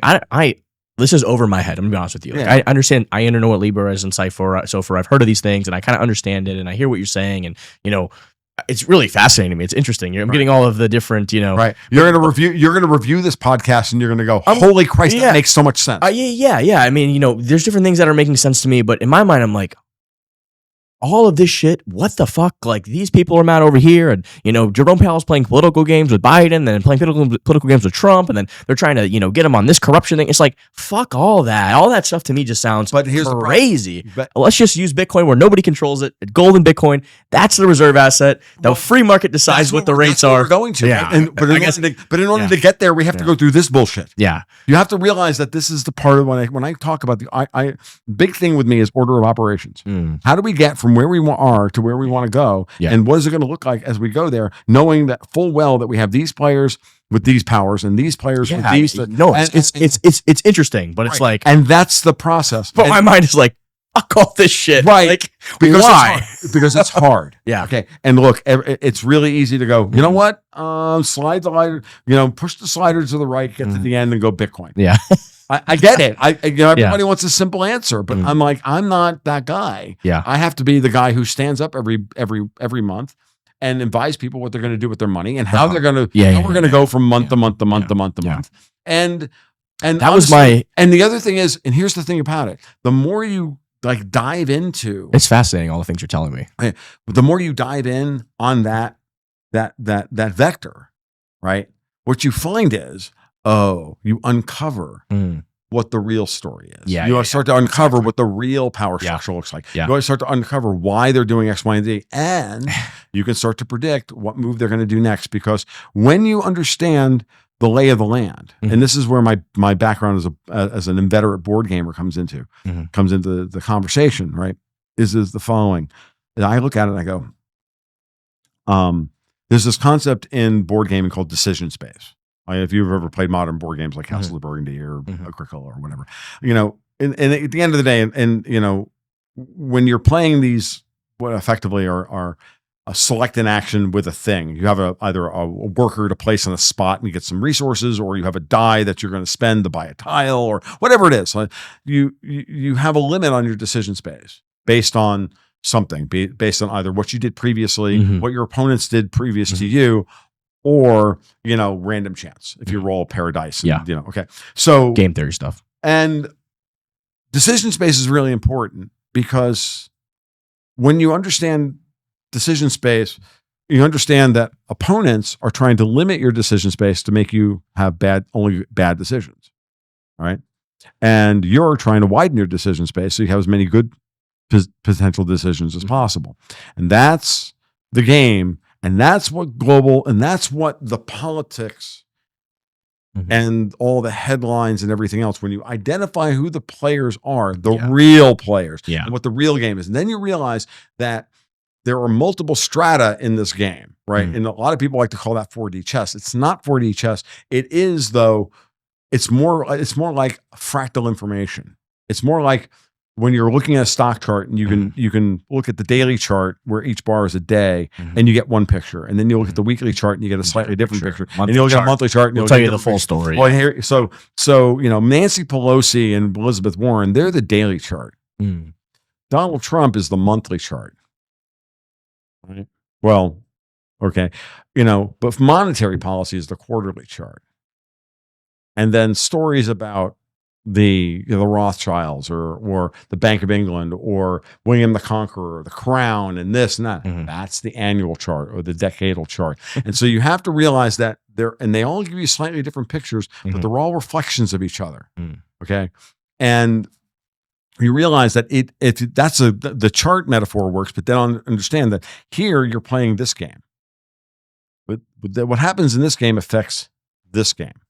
What affects the next game up the so what you're playing, a game here that the outcome of which will then determine, the next move in the bigger game, which will which will determine the outcome in the next game and all the way up. And once you understand that the different people operate at different strata and who the players are at each strata, then you can really start to map the world. Then you can get back to statistical models that are both real, valid, but not falsifiable, because you're dealing with ultimately fungible information, inferences, instinct, who maps to who, what's going on where. You can't do it all yourself. Martin Armstrong talks all the time. They're like, I couldn't map all the markets, to map all the capital flow. I had to build an AI to give me at least some chance of having an idea of accepting what could possibly be going on, right? Well, fair. Well, it's the same thing when we're dealing with this stuff. In the end of the day, all the politics has to be crowdsourced. I don't exist here as me. right? I'm not me. I am the reflection of the 3,500 people or 3,600 people who are patrons of my Patreon, my partner Dexter White, my interviews that I do with you and other people, my own instincts and this the day-to-day working through the information and reassessing the information on a daily basis, and then trying not to go completely and irretrievably insane in the process. But that's my job, right? That's what I do. And I take that job on willingly because I actually think I have the skill set to do it well. It may be hubris. It may burn me out. I may fucking wind up in a loony bin. I don't know, but I kind of like it. And, I really do like monetary policy. It's fun. And it is one of those things that at the end of the day, but it's all in service of a purpose. And that purpose is to illuminate truth and to illuminate reality in a way, and then try and figure out ways to communicate that to both the layman plus audience and then the layman audience, which that just takes repetition and it's really, part of the reason I love this podcast is like we always, part of our motto is like, you're going down the rabbit hole really. And it's kind of like, the Matrix is like, so many people aren't really ready to be unplugged from the Matrix, Sure. It's like, but when you really lift off the mask, I mean, there's so much going on. And, there really is. And don't ever, sometimes I get frustrated when I do some of this stuff. It's not because I think that, either the person at the other side of the table doesn't, should know what I know or doesn't. I never go into it with that kind of like, oh, why don't you know this stupid shit? It's like so fucking obvious. Like, I mean, are you kidding me? I barely know what I think I know, right? Yeah. No, it's the idea is that, you present as much of the information as possible and you try and do it as honestly as possible. And if you want to go into dark corners of, who is actually, running what or doing what or who's really behind it all or whatever. Like part of me really doesn't even care. It's just so hard to like, I feel the same way as you. It's like, it's so hard to, you can spend your whole life in your sanity and, not worry about the things that matter the most, which is your kids and your family and stuff. Yeah. Well, there's that like too. You could drive yourself fucking nuts over this stuff. Well, this is the funny part is like, it's like, I've been telling people since Charlie Kirk got killed. He got killed on a Wednesday. I didn't actually speak to my partner, Dexter White, until Sunday that week. And, or maybe it was even Monday morning. And he and I usually speak almost every day. Right. But this was weird. We didn't speak for a couple of days. That radicalized me, man. I was like, I was like, I've been pretty angry about all that for a while. Yeah. So what's interesting is that when we finally sat down to chat about it, he kept talking about, like looking at, trying to validate or falsify a lot of the theories about the shooter and the this and that. And he's like, hey, did you watch any of this stuff because he was trying to get, I wasn't saying anything. And he was like, to see if I can get confirmation or not confirmation. I'm like, dude, I didn't watch one thing about the killing. I watched the video when it happened, 5 minutes after it happened, and I saw the first shot from the left from the crowd, the long shot, and I saw Charlie collapse, and I went, that was 308 or 30-06, most likely. It could have been 8 million. Yeah, it could have been. It's something in that round, something in that type of round. It was definitely a rifle shot, not a pistol shot from a distance. Blah blah blah. They killed him. He's probably dead. When I finally saw the shot, when I saw his neck blow out, I'm like, okay, that's it. He was a dead man at that moment in time, and I didn't watch one other thing about it because I didn't care. And the reason I didn't care, because I don't think uncovering anything about Charlie Kirk's murder beyond the fact that they killed him for what he believed and for what he said, having open dialogue with people. I watched video of Charlie Kirk for 5 days straight. You know what's so funny? That's actually what my son's been doing. Yeah. Like he wasn't interested before, he's 13. Right. Had no interest in it. And nonstop he's been watching Charlie Kirk videos. Yeah. So I'm like, this is the proper reaction to something that happened. Like, right. You literally made this man a martyr. And that was like the one thing that's kind of like pulled me out of all this. And it's like, I went in my kid's room last night. It's like 11:30 at night. And what's he doing? He's watching Charlie Kirk videos. Yeah. No. So I'm like, fantastic. So I just like, I was going to tell him, go the fuck to sleep. You got to be up in the morning. And I was like, you know what? Just close the door. Yeah, sleep and be. And it was funny. What was funny also about that was when I said that to Dexter, he said, that was probably the more a healthy reaction than mine. I'm like, baby, I just said, I looked at it and I told my patrons and, we do a bi-weekly private podcast for them. I call it the Market Report, and I do slides and chart reads and all the rest of it, and off the cuff extemporaneous commentary of what's happened in the last couple of days. Like I literally do it off the cuff, and and I said to them, I said, guys, I know a lot of you are going to want to go down the rabbit hole to try and figure out what and why. You're going to be inundated with, well, was it a guy shooting from the side, or was he really alive into a trap door? Like, you're going to go down all of this stuff, and that's all from the moment he was killed. Within 10 minutes of that, on my Twitter feed, I saw a psychological operation going into play to try and explain this away as quickly as possible. That was so over the top. I was like, nope. Whatever we're going to find out, whatever we're going to be told in the next 48 hours is going to be 95% the truth. There may be some stuff around the edges that isn't. And all the rest of it is chum to rob you of your reason and rob you of your agency. And to get you to start playing Fox Mulder when you should be screaming onward Christian soldier.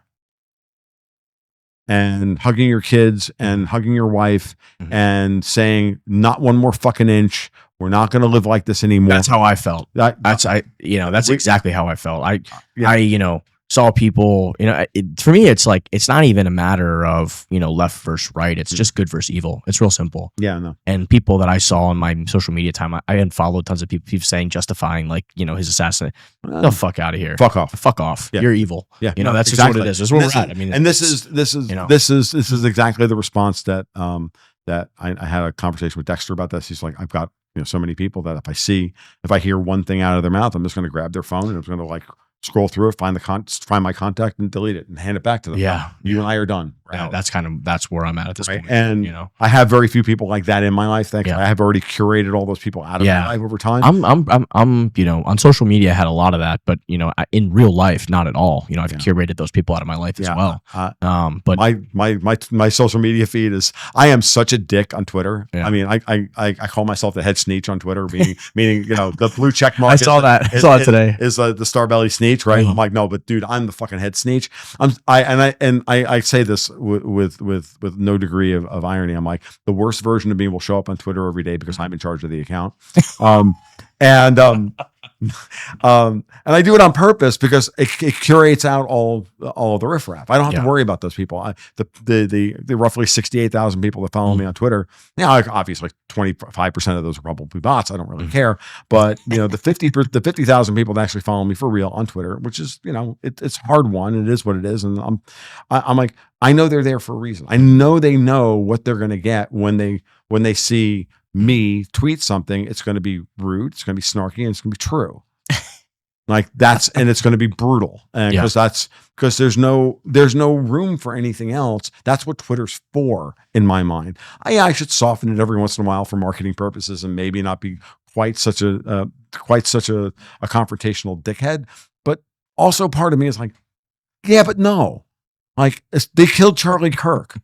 Yeah. For nothing. Yeah, he was the reasonable guy that wanted to talk to people. Yeah, exactly. Just crazy. It's like, this is a guy who literally would talk to anybody about anything. It's like, he's a very nice guy. Why, and they just lie about everything and nobody does any research. And it's like, take a bunch of his quotes out of context to propagandize it and say, oh, he's a bad guy, Fuck off, dude. You just killed somebody in front of his wife and fucking 2 young daughters.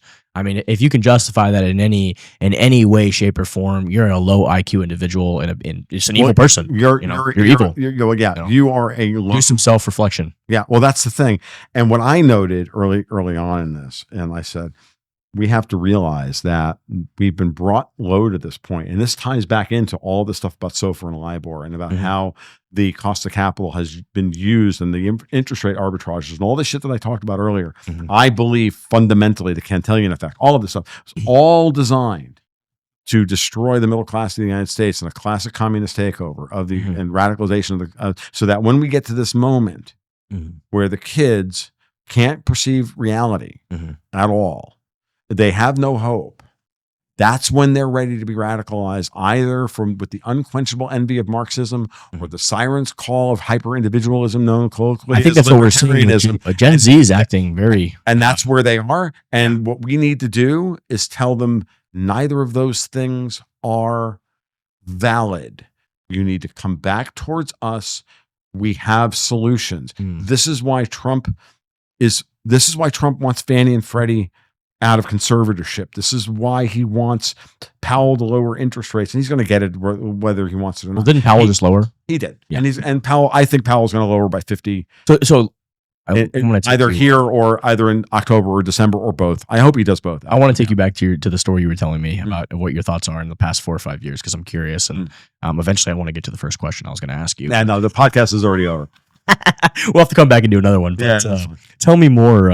Like what happened right after the situation where they tried to kind of like get him with the corruption stuff, and then he waited before he rose then he raised interest rates, and then he raised interest rates. What happened? He proved that my argument that once we had a debt indexing rate that was pulled, that was tied to our ability to handle the cost of capital, that we handled it far better than everybody else did. And so everybody who said that if Powell raises to 1%, he'll be wrong. He's going to have to go right back to the zero bound because he's going to cause a housing crisis, a derivative meltdown, and none of that happened. And nobody. And I'm talking. And again, this is going to sound really arrogant and obnoxious, but then again, I'm kind of arrogant and obnoxious at times, which is that very few people who I would consider my peers came back and said, you were right about that. Now, that's not to say people like Caitlin Long. Of course, she said that. She said that to me. She's been on my podcast many times. People like Vince. I've always wanted to talk to her. I'm a huge fan of her. She's lovely. I love its interest. I'm so proud of her. Like everything she's she's so cool. She's a fighter, man. Yeah, she really is. And I love having Caitlin on the podcast because invariably she interviews me on my own podcast. Because she always comes in with a list of questions. And she's got a list. She's got to come in, and she also comes in with a list of observations, and does so to challenge some of the things that she knows that I'm thinking, which is great. I absolutely welcome that because that's awesome. Oh yeah, it's fantastic. She comes in, she's like the best guest in the world, and because that's exactly what I'm doing. Like when I'm really pushing the envelope, especially be it on Twitter or on a podcast or whatever, I'm doing it on purpose. I want people to push back against me. I want them to tell me, no, dude, you're full of shit. You missed this, and this. And I'm like, oh, you're right. Thank you. I did miss something. Cool. The problem is it so rarely happens. Yeah. And I don't mean that to be arrogant. I mean that to be like, I have a huge group of people around me who know what to look for. And I've trained 3,000 people to think like this. And, sometimes they throw a bunch of noise at me. That's not interesting. But then every once in a while, like, boom, you need to know that. I'm like, yes, I do. Or I get a text from somebody I've never heard of. Like out of the blue, by the way, huge fan. Oh, by the way, work for Goldman Sachs or work for Morgan Stanley or blah, blah, blah. And oh, by the way, they're doing this, and this. Can't say anything about them. Like, fair enough. No problem. I wouldn't dream. Where you finally sit down and have a conversation with your heroes, like someone like Martin Armstrong, and realize that you look across the table at him and you realize that Marty's like, oh, thank God, it's somebody I can actually talk to at my level. And, I'm like, cool. I love that. Those are my favorite conversations. Exactly. And like, none of this is meant to be, I'm just going to sit here and bust my hand, pat myself on the back. I'm like, I just work really freaking hard. And I work really freaking hard at this because I know that the story that I'm trying to illuminate here was some version of the story that I'm trying to illuminate. There are multiple stories that are being illuminated here. And I'm going to introduce one last concept, I think, into this to get everybody to understand what my methodology is, which is, I'm trying, because this story is so goddamn important, because it'll help clear up and make sense for people who are very confused about what's going on. Like, you read all the headlines and you're like, and most people just have no idea what the hell this means. And I'm like, I think I have some clue. View it through this lens and look at it like this. And I do it as much to, organize my own thoughts and my own perceptions of reality as I do to try and communicate it to somebody else. So interestingly enough, one of the things that I think, this goes back a long way for me, but I've talked about this in the past, and the way I remind myself to do this when I start feeling I'm getting like way too myopic. I don't know if you feel that way every once in a while. You're like, I'm focused on this one thing, and in the immortal words of Qui-Gon Jinn, your focus determines your reality, right? Like the 5 most important words ever spoken by anybody in any movie ever. It's such a shame it was fucking Star Wars 1. You kind of remind me of Qui-Gon Jinn a little bit. Yeah, exactly. Thank you. That's high praise because Qui-Gon's the best part of that movie. So I'm like, I'm like, oh, you get really focused on this one thing. Like every once in a while, I get like really, like every once in a while, Dexter White just looks at me, dude, if you're going to tell me that the city of London killed Charlie Kirk, fuck off. I'm like, fair. Okay. That's what I think. He's like, shut up. I'm not having that conversation. I'm like, okay, fine. So, but I gave you 2 or 3 hours with Paul so you guys could get that all out of your system. Yeah, no, it's fine. So there's a fundamental, understanding, the fundamental relationship, like in ballistics, right? There's pressure, velocity, and accuracy. Pick two, right? Right. If you want velocity and accuracy, cool, but you're going to sacrifice pressure. And if you want distance and and precision, well then seems like it's there's always the trilemma theory of the universe. It's you can always get 2 out of 3, but you can't have all 3. Right. So I'm going to call that in opposition to that is the basic framework of narrative structure, which is that every character or every faction or whatever can be viewed as simultaneously, depending on the framework and the position and the point of view of hero, victim, and villain. Because everybody's a hero in their own story, even the villain of the story. Like this, Darth Vader didn't think he was the bad guy. He thought he was Anakin Skywalker didn't see himself as the villain, even though he was. He was also the victim of Emperor Palpatine's manipulations and the Force's manipulations of his own, because he was created by the Force. And then he's also the hero because here he's, like he's stopping, on a day-to-day basis, he goes out and he stops these evil friggin' separatists from, killing children and saving whole planets from occupation. And so he's a hero, he's a villain, and he's a victim. Yeah. Right. And he's a villain because he kills us because he, fuck, marry, kill Padme. Right. Fuck, marry, kill Padme. Like, so he's a villain on that front, kills younglings. He's a hero in his own mind because he's trying to stop the evil Jedi from taking over and he's being manipulated, and he's a victim of Emperor Palpatine. Like, everybody needs to be viewed through that lens. And why it's like that quote. It's like, if you live long enough, you see your heroes become villains or something. Well, it's the Dark Knight. You either die a hero or you live just long enough to see yourself become the villain, right? He's literally like laying out for you the hero, victim, villain status of Batman in that, or Bruce Wayne in that storyline, right? Well, this is one of the things I was trying to communicate when I was at the Mises Institute. I used that as a framework. So that triad was first communicated to me by one of my favorite writers, Stephen Donaldson, who wrote Thomas Covenant and a variety of other books, and fantasy author. And he's phenomenal in that respect. And he introduced that concept.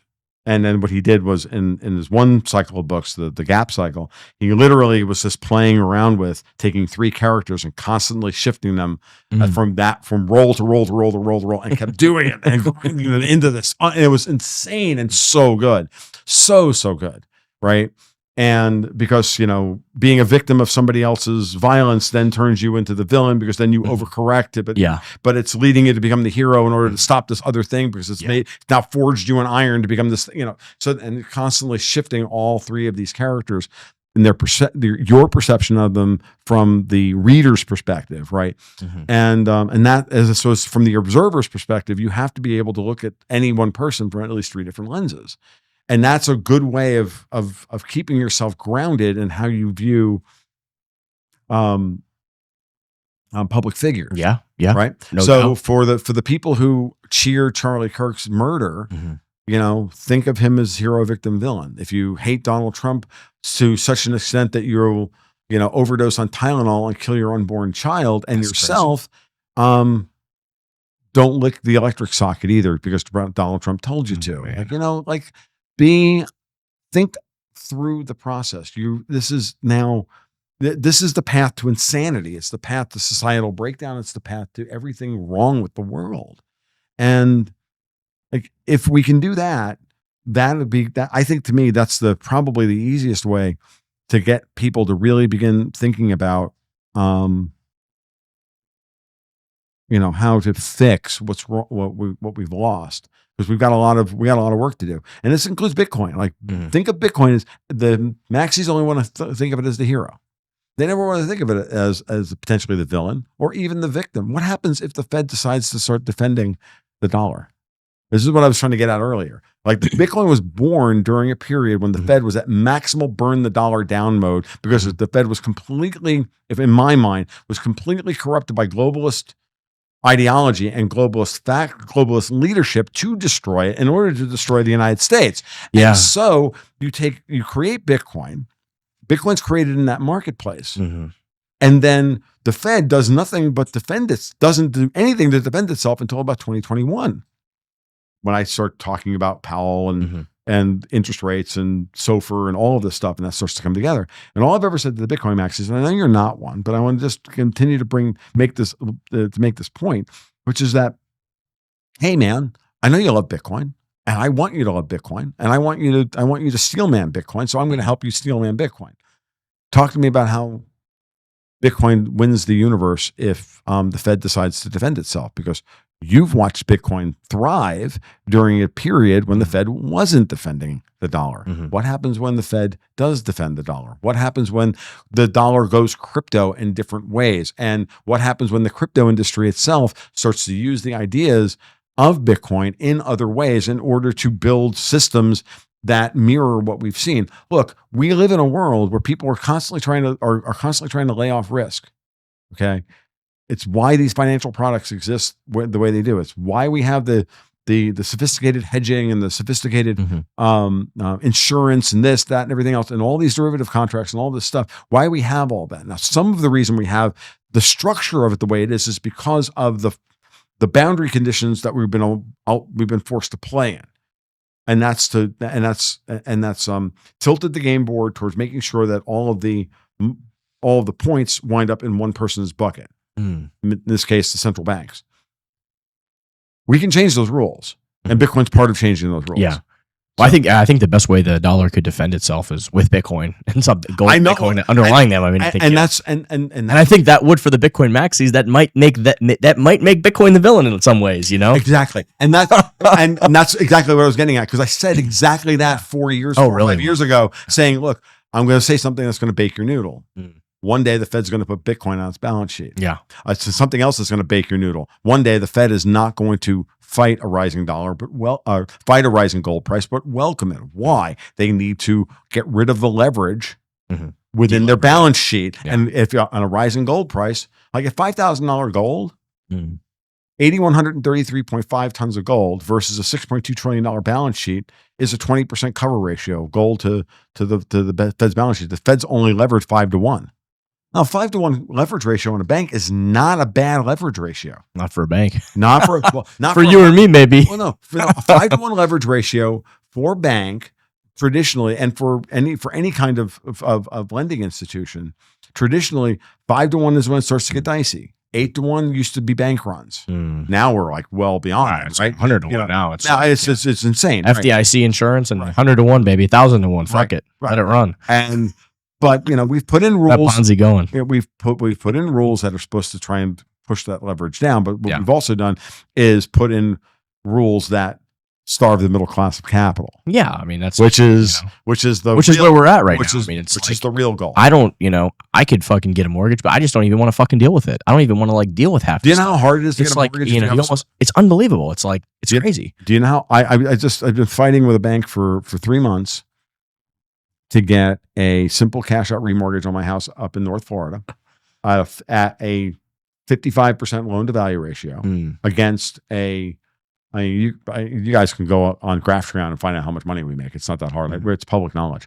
I mean, I'm not rich, but by today's standards, I'm comfortable. You should be able to easily pull out equity from your home. I'm comfortably upper middle class in terms of income, right? I'm like, it's not that difficult. And ultimately, I'm like, look, I have had to jump through such unbelievable underwriting hoops. You would not believe. I believe it because I've dealt with it. Yeah, you've dealt with it. And I believe it. I'm barely, half the people my age, 90% of the people my age have not dealt with it because they just can't. Well, but even me, I'm like, who the fuck made this system? Who made these rules? I mean, this is retarded, Yeah. the fact that as a small business owner, you can't bring your books in and show your profitability. That was designed by Elizabeth Warren. Of course it was. And the city of London. She wants you to be a wage cuck that pays money to the government. Exactly. So that she can get communism going. And here's the thing: if you have an even halfway reasonable LLC structure to ensure that you don't pay the maximal amount of self-employment tax. Of course, like we all do, because you don't want to fucking pay a bunch of tax, so you fucking, you know what I mean? You reinvest it in your business or you do stuff. Yeah, it's just common sense. Right. And no, that actually makes you a bad person. Yeah. It makes it very difficult for you to get a mortgage. That was done on purpose. Yeah, I believe it. It was done. I believe it. And that's when I can get back to, so what was the real purpose of the 2008 financial crisis? What do you think about this? Oh, sorry. It was absolutely to destroy the ability of the middle class when they went to the zero bound. It definitely did. I mean, you know, they put it through all to be able. I mean, it was out of control. It's like you talked about the overcorrection thing. I mean, we're way beyond the overcorrection. It was like, hey, don't let a stripper have 7 houses. I mean, of course, with Ninja, with showing nothing, but also don't create the system that they created, which is absurd. Yeah, it's absurd. It's also normal to what they did in Canada. If you want the 30-year mortgage. So what they did was they destroyed the government-sponsored 30-year mortgage, this is going to piss every libertarian in the audience off. By the way, it's one of the greatest American inventions of all time. The government-sponsored 30-year mortgage, as administered by Fannie and Freddie, is one of the greatest American inventions of all time. It's more important than us going to the moon, which we did. Explain it. Okay, it's very simple. Let's go. You know what 363 banking is, right? No, I don't. Oh, 363 banking is easy. Borrow at 3, lend at 6, be on the golf course by 3. Oh. Yeah, it makes sense. Okay. Oh, that's classic. Now, 363 or what's known as net interest margin banking. Simplest thing in the world. Lend at, borrow at 3, lend at 6, right? Or pay out 3, lend at 6, be on the golf course by 3. Yep. So there's 3 points. The bank takes 3 points, gives you 3 points, gives the investor 3, and you send, and then make life easy. Now, on that note, the longer the note is, the more time risk the bank takes on. So to get back to 363 banking and not 383 banking or 393 banking or 310 banking, right? Have the government come in and guarantee the note by pulling a small insurance premium. All it is. It's all Fannie and Freddie do. That's all they do. They just underwrite the mortgage and charge a small premium. It's basically an insurance premium against the mortgage. Okay, a couple $100 on a couple $100,000 note, couple $100 a month, right? And then that all goes into a pooled risk account. That Fannie and they had this big pool of capital. They then write mortgage-backed securities, which then lay off the risk of, and then they pool up the mortgages and write mortgage-backed securities and make a market in mortgage-backed securities and don't even charge the banks a listing fee for trading the mortgage-backed securities. If they charge if Fannie and Freddie charge 10 basis points to make a mortgage and make a market in mortgage-backed securities, their annual profit would go from $29 billion a year to about 70. And 10 basis points is cheap. They should charge 25, right? But so explain the spinning up of these entities. So what happens? You do a mortgage-backed security. So you take a whole bunch of mortgages from around the country based on credit ratings, and you put them into a security that is going to give the investor a yield. Now remember, what are you borrowing? What are you borrowing at when you buy your 30-year mortgage? You're buying SOFR plus X. Let's call it SOFR plus 3%, which is 363 banking. SOFR plus 3. Well, the mortgage-backed security may be able to, blend it all together, and maybe somebody got 2.5 and somebody got 3.5 or whatever. And at the end of the day, the 3% profit of the bank, part of that, in order to get back to the 3%, that's what the mortgage-backed security underwrites. You sell that to the insurance companies and the pension funds who now have a cash flow stream that they're going to get for the next 30 years. The banks laid off the risk. The government's taken a small fee, and everybody wins. And so you slice up that 3% profit across and socialize it across the entire fucking middle class and the investor class, and everybody wins. The pension funds get better than T-bill rate. the insurance companies get better than T-bill rate. The mortgage buyer gets a rate that's not retarded, that they can't afford, as opposed to 11%. They're only paying 7%, right? So that frees up that much more cash flow. And what are they going to use with that extra cash flow? They're going to use that to build businesses with. They're going to use that to put their kids through college. They're going to use that to do something with. Now, if you're borrowing at 6% for your mortgage, and you can build a business locally that throws off 8% a year, guess what? Your business is paying your mortgage, and you don't give a shit about paying it back early, because why would you care? And guess who? And everybody wins, because you're not paying it back early. It's paying off. It's paying the insurance. It's paying against your insurance, your life insurance, and it's paying your pension. And everybody wins. And it's literally the mechanism by which we build wealth and generational wealth within the middle class. It's what generated this in the United States. That's why the British needed to kill it, and kill it with fire. And I have so many questions. And here's the next one. And you ready? Want to know something? And when Fannie and Freddie were bailed out, they weren't bailed out. They were the Resolution Trust Corp for AIG. AIG went fucking hog wild, buying up ninja loans and low doc loans and all this other shit. And Fannie and Freddie were then forced to bail them out. And then Obama puts them in conservatorship and berates them in the public forum, takes full government control of them. The government gets 80% of the common.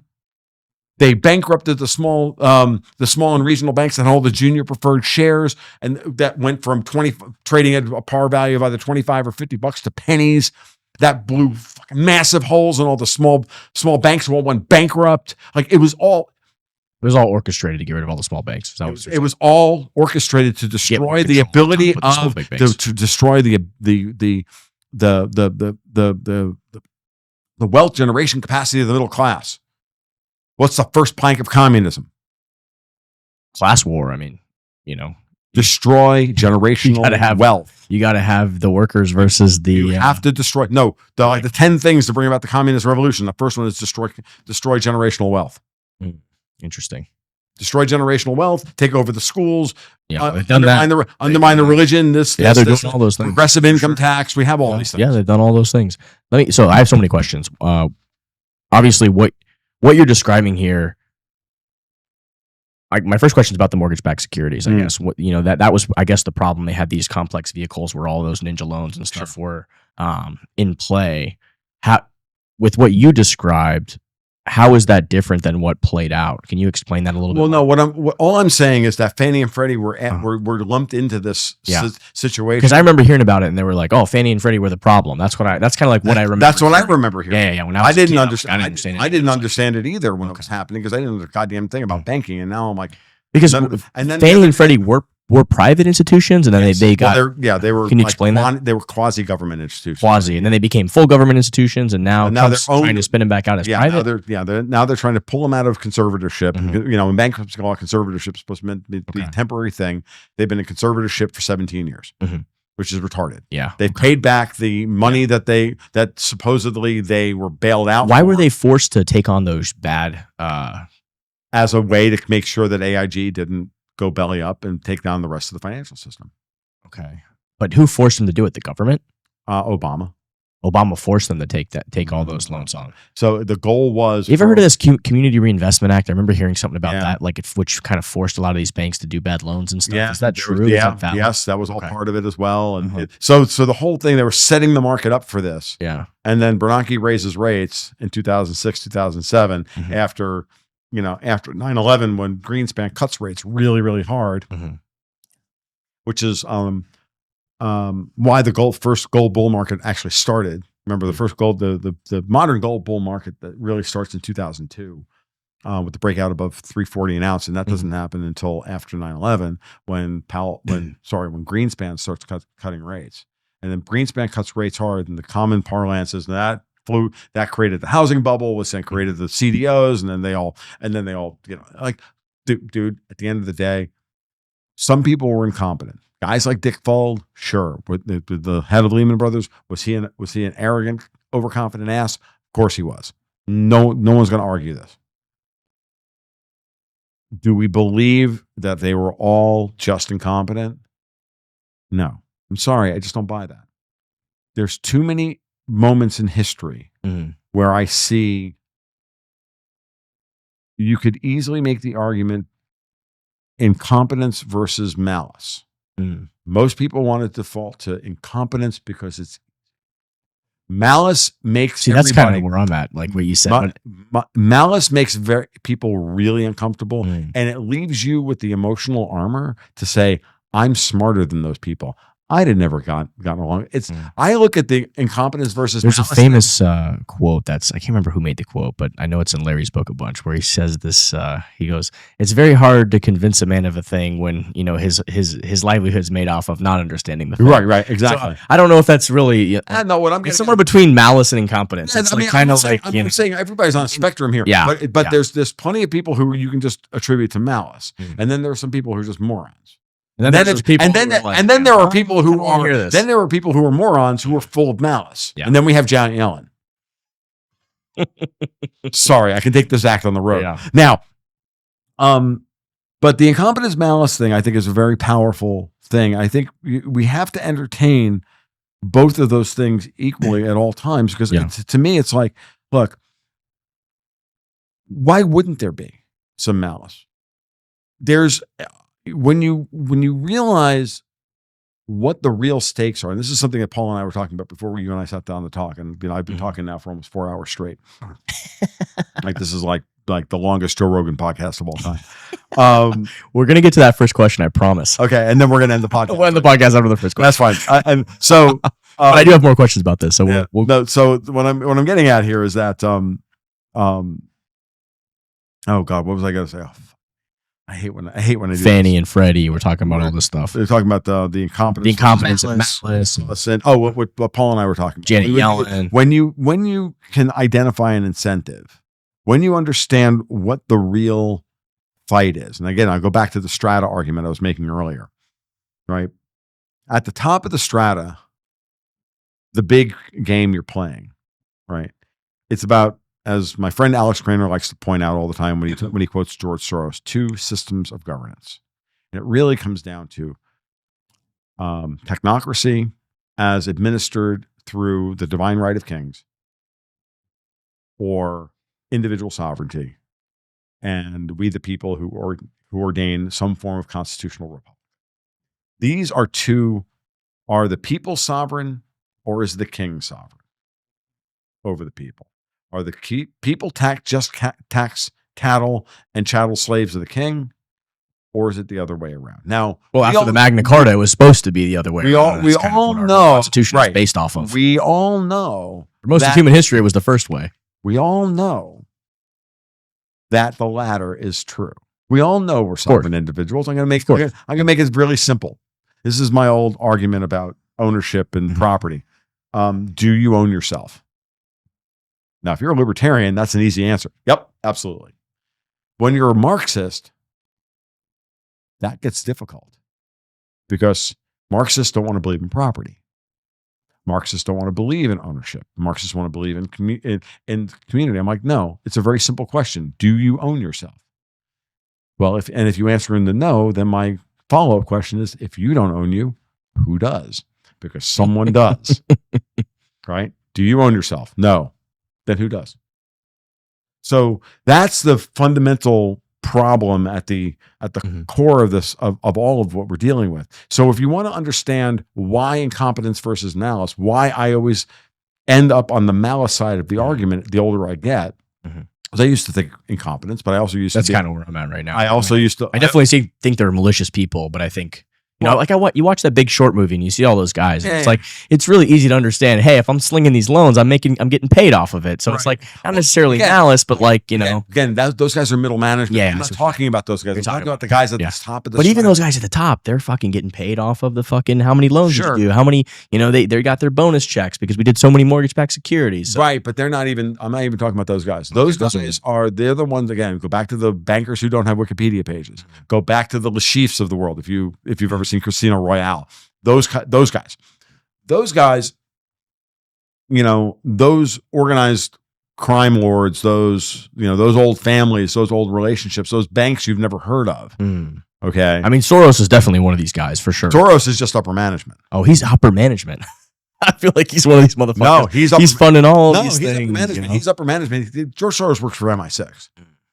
Okay. George Soros is literally an MI6 agent. Okay. And my friend Richard Poe has the receipts on this. He wrote a great article ages ago called how the British created George Soros and blamed it on the Jews. He also has a great book called How the British Invented Communism and Blamed It on the Jews. I absolutely recommend that book to everyone, even if you don't believe any of this. I absolutely recommend. I'll listen to it. Yeah, no, it's a great book. I don't think there's an audiobook version of it. You got to. Oh, that sucks. No, it's not very long. It's like 140 pages. Okay. It's very, very short. I'm a huge audiobook guy. Exit and and so my point here is go back to the top strategies about the two systems of governance.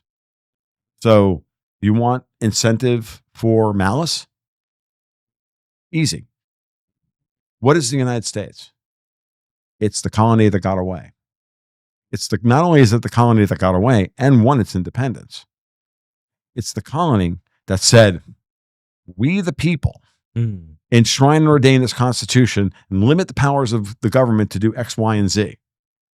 The rest of the world purports to have some version of that now. They do not. None of them have. They got the Canadian version. When it's convenient. When it's convenient, you're allowed to have rights. Yeah. Otherwise, you're either a subject to the crown or somebody else. Yeah. And then, you can be sovereign in Germany, but Germany's part of the EU, and the EU is the ultimate technocratic state. The EU SSR and the Fourth Reich is. I mean, understand that I've been down this rabbit hole and in this mindset since 2014. Like the first time I was writing about the EU for Newsmax in my newsletter for Newsmax, I took the job in September 2013. I think by about the next year, by 2014, I was openly calling Germany and the EU the Fourth Reich. And my editor was like, "You can't say that." I'm like, "But I just did." "But no, you can't say that." I'm like, "Well, what do you want me to call it?" "It's true." It's just like, but you can't say that. That's like I'm like, edit it if you need to. I'm hyperbolic. I edit it if you need to, but I'm going to be proven right about this. Well, when they're arresting people for social media posts, and then that's it's pretty. Ursula von der Leyen, like the whole 9 yards, they're all freaking Nazis. So the real Nazis are in Brussels, but that's just me. So you can salt that observation to taste. I don't really care. That's a long-held opinion. So that's what we're fighting. We're fighting. They're trying to invalidate the idea of individual, we the people, sovereignty versus the divine right of kings. Because if they can prove that by destroying the United States, the great experiment, the colony that got away, then they can rule the world for the next, cycle of history. They're looking at it from a cycle of history. Now we get into what it's very interesting because this has been a battle that's been going back and forth for a long time. I mean, this was the whole point of was it King John and the Magna Carta and all that. I mean, it was like challenging the divine right of kings. That's I firmly it's a different era. I firmly believe that that's what we're dealing with, and that communism as a thing is an intellectual pursuit of designed to be injected into a society whole cloth through the long-standing color revolutionary tactics of the British Empire. And the British have been doing this shit for 300 years. This is nothing new. The British and the Dutch have been collapsing and destroying colonial targets around the world for hundreds of years. They're very good at it. It seems like they've really been on decline. I think Britain has lost most of its colonial powers and but again, civilization and stuff. I mean, they're like a shell of what they. I know, and this is why people like look at me like, you're fucking kidding me. The British, I'm like, yes, but I'm not talking about the British people or the British naval power or anything. I'm talking about the banking class, and I'm talking about the managerial class that actually operates the levers of power that we only see reflections of. And I know that sounds like, insane, and what I know it may sound insane, but it's true. I've already given you like a major receipt here.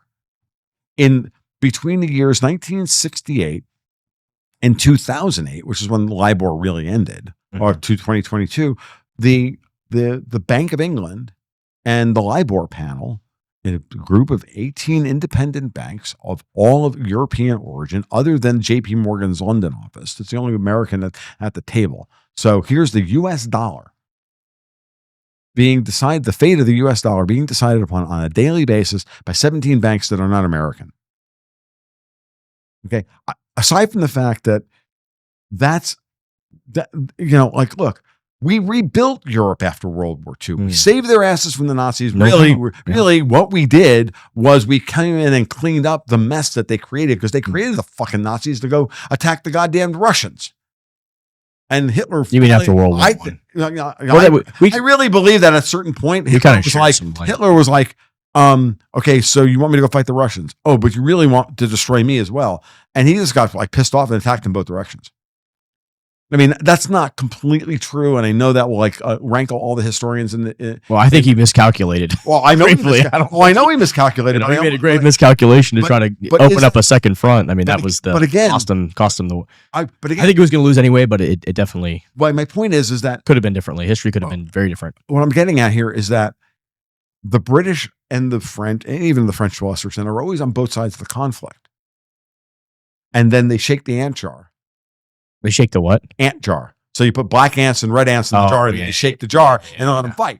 Right? Yeah. But they win. Right? This is what World War I looks like. This World War I. If you read Richard Poe's work, and I'm reading, I'm giving Richard a lot of credit here, but I think it just happens to be intersecting with a lot of the things I'm talking about. I can read other people's work as well.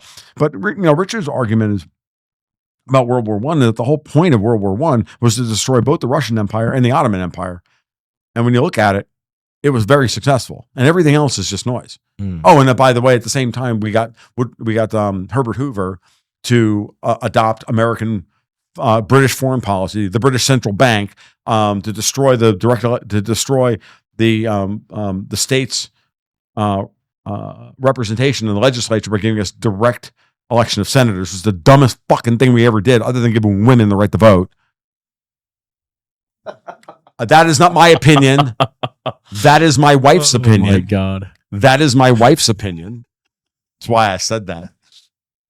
The first time I ever encountered that opinion, it was literally came out of my wife's mouth. I'm not. Obviously, if you look at the statistics, and my wife used to be a feminist. If you look at the statistics of women voting, that every single state would have been blue. So, I don't disagree with you on that front. That being said, I do also think that, and this is a radical opinion, that a lot of people think that it should be super easy to vote. Everybody should just vote. No, I think if you don't fucking pay into the system, no, I don't even care how old you are. Right. You could be 16 years old. Right. If you're working and you're paying taxes and you're paying the system, that's how you get the right to vote. Yeah, no. If you don't have a fucking stake in the game and you're just fucking getting handouts, you should not be able to vote. That's my opinion. It's the old Robert Heinlein argument. Is that what my argument is? He put forth in the Starship Troopers. That citizenship is earned through service. Yeah. It's like the JFK said, ask not what your country can do for you, but what you can do for your country. Yeah, and then you want to be able to. And then the British killed him. I'm sorry. Did I say that out loud? You said the British killed him? Yeah, I did. So they killed Lincoln. They killed McKinley. They tried to kill Trump. Now, and again, when I use the word British, I actually mean the colonial empires of Europe. They're the British Empire and the British impulse. I was going to say the British Empire looks dunzo to me. I mean, they seem but it doesn't really. But again, the only thing that remains of it is City of London. The City of London is being moved to Dubai and Abu Dhabi, which we don't have time for that one. That'll take 3 hours. I went there and I was quite shocked. I'm like, where the hell I'm living? I thought when I went over there, the experience on I was flying around for business all in the U.S. and horrible DEI, totally rude, terrible experience flying, missed flights, everything was an issue. Right. And then I flew Emirates over to Dubai, and I was like, I feel like I'm going from a third world country into a first world country. You are. I show up in Dubai, I'm like, this is no crime, no problems. Look, air travel, unbelievable. They've destroyed air travel, and they've done it on purpose because they actually just don't want us to be able to move around. They've destroyed cars. The war on cars is something we can do 3-hour podcasts on just the war on transportation, which is, you want to start watching me like get angry. Just mention the word cafe, and I'll be like, and I'll go off for 3 hours.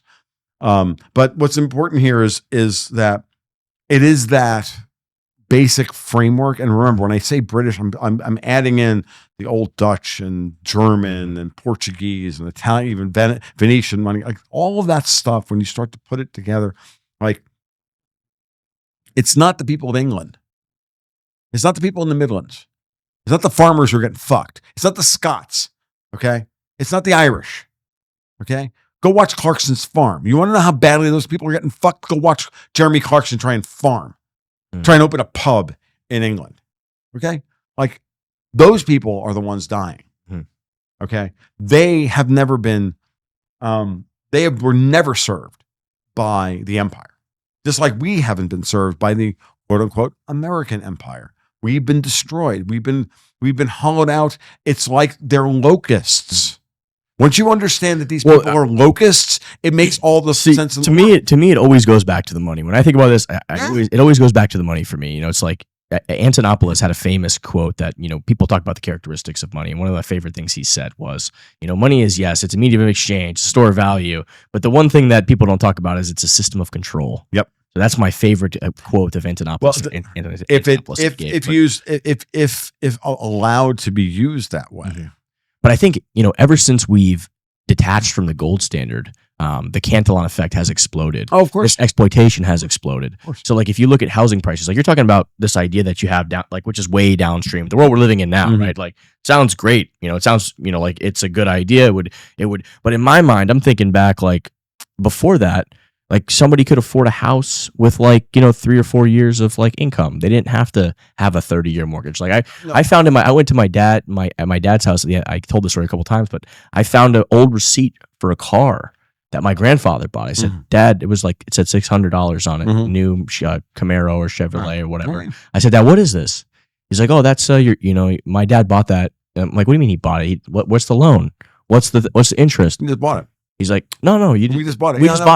You just showed up and you fucking bought it because it didn't cost, a year's worth of income to buy a fucking car. Well, yeah, no, you know what I'm saying? No, I agree. So this was all done on purpose. Yeah. And we could, again, do 3 hours about how that system was built bit by bit, block by block. I'm old enough to remember, the first time I saw a car ad and an entry level car was $3,000. Yeah. I saw the new price on the new 1976 Rabbit or the Bug was already gone by then. I think it was the Rabbit. It was $3,000. I'm like, $3,000 for that? What the freaking mind? Like, you know what I mean? Like that's serious, right? Yeah. But I mean, I remember when my sister, the good risk averse boomer that she is, bought her first car. She was a telephone operator at the local telephone company. Coming out of high school. It was her first. It wasn't her first job. It was like right out of high school. She was going to school part-time at the local college, got her accounting degree, but she was working full-time as an operator at the phone company. Yeah. And she was able to afford by the time before she was married. She got married young. She got married at 22 or whatever. She bought a $7,600 Volvo 242. It was $7,600. In the mid 1980s, because the dollar was so weak and the Swedish, you know what I mean? It was $7,600. It was a lot of money. My dad had never spent that much money on it. Seems like a lot of money. Now today, that same car would be $55,000. Yeah, I mean, a Volvo 242. Well, not that Volvos, not that people buy Volvos in America anymore. It's nearly a dead brand. But regardless, I'm like, the point being is that my dad, on a cop's salary, in 1968, bought the house that I grew up in. That's what I'm saying. For $28,500. Wait, a 2,000 square foot, bi-level split level house on a half acre in upstate New York for $28,000. He still took out the 30-year mortgage because it was 3%. He did still take out 30. He absolutely took out the 30-year mortgage because why wouldn't he? It cost him so little money. Did your mom work? And then my mom went back to work in the 70s after when I was about 3 years old. I was born in 68. So they moved out of Long Island they had put I was born in February of 68. We moved to the house that was finally, finished in June, but they had already signed the contract while my mom was pregnant with me. And then that's the house I grew up in. And so brand new house. Oh yeah, it's a brand new house in a brand new subdivision. Yeah, brand new subdivision. Yeah, in upstate New York. Do you know what your dad's annual salary was at the time? Back then, he would have been making in the mid-20s. So he retired from the police department in 1982, so making $34,000. Wait, so let's do the math on this. Making $34,000 a year. So as an administrative sergeant for the NYPD with 24 years on the job. So he's just, it's like a blue collar job, like middle. He was a cop. He's a fucking cop. He was NYPD. So let's do the math on this, right? And this is why, like, you're talking about all this stuff right now. You got to have 3% and 6% and like all this fucking stuff of to make housing more affordable for the people. And what you just told me right now is that your dad was a blue collar guy. Your mom didn't work. Had she went back in the 70s. But at the time when you bought the house, they had 4 kids at the time. So when they bought the house, my mom was going to go back to work. She wound up going back to work in like 1971 when I was 4 years old. I mean, this just blows my mind. Your dad bought a $20,000 brand new home for $28,000, and his salary was between $20,000 and $30,000 a year. Yeah, easily. It couldn't have been much more than 25 grand because he only retired in 1982 at 34. But think about that for a second. Wait. 1 year's salary was literally what he made, which was the cost of the house. I know. I mean, and look where we're at today. Yeah. And to me, it's like we're talking about all this shit, but it all comes back to the root of the money. And that's how I think about it in my mind from doing the research and looking into it. It's like it's so crystal clear to me. We have to raise wages to be able to. We have a choice now. So the problem is the wages. When you talk about the Cantillon effect and printing new money and doing all this stuff, the wages are the last thing to go up. Everything else goes up first, and the wages, and that makes the poor people poor. Well, see, and the problem then is you have to ask yourself under what system? Under a system of taxes. Under a system of debt is issued to instantiate new money into the system, which has to be paid back in interest to the foreign creditors, which is the system that we have today. Yeah. Or do we stop and then paid for, and all of that paid for by your income taxes? Or that's the British system. Or are we going to tax the people or are we going to tariff them? Put tariff on. Fund the government through other means. That's a different type of tax, but it's better than an income tax, right? A tariff is way better than an income tax. Of guess.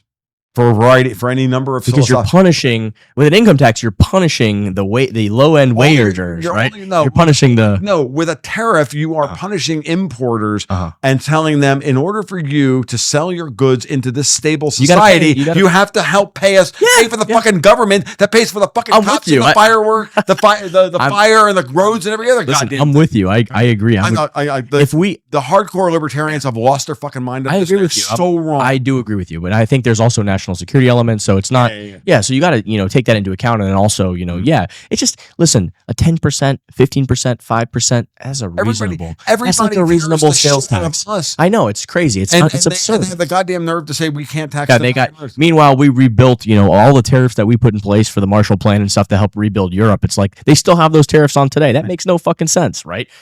But so I'm with you. I agree with you. That's my point. But also it's also literal communism. So no, I agree. It takes me to one other point about the housing thing. I mean, what you just told me is like your dad before 1971, before he detached from the gold standard and started fucking with the money.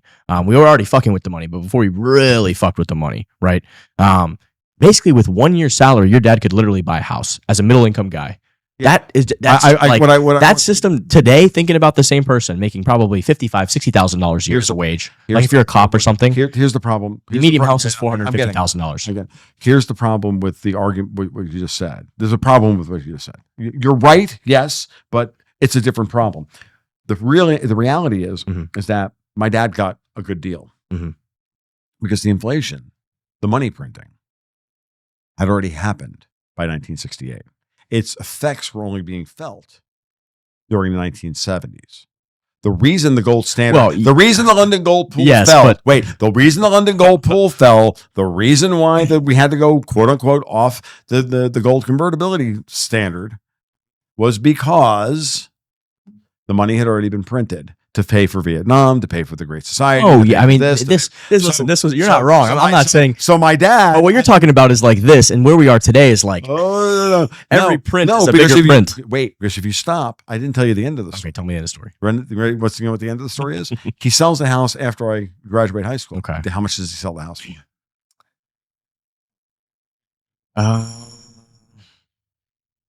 $40,000. $175. When did you? when you said when you graduated high school? Yeah. 18 years later. So 18 years later, yeah. After the great inflation, so the same inflation happened. The first great inflation. The inflations get greater and greater. Yeah, but the basic idea is, look at what happened. My family would have been inflated out of existence had my parents not made really astute choices with their real estate. I can tell you this right now.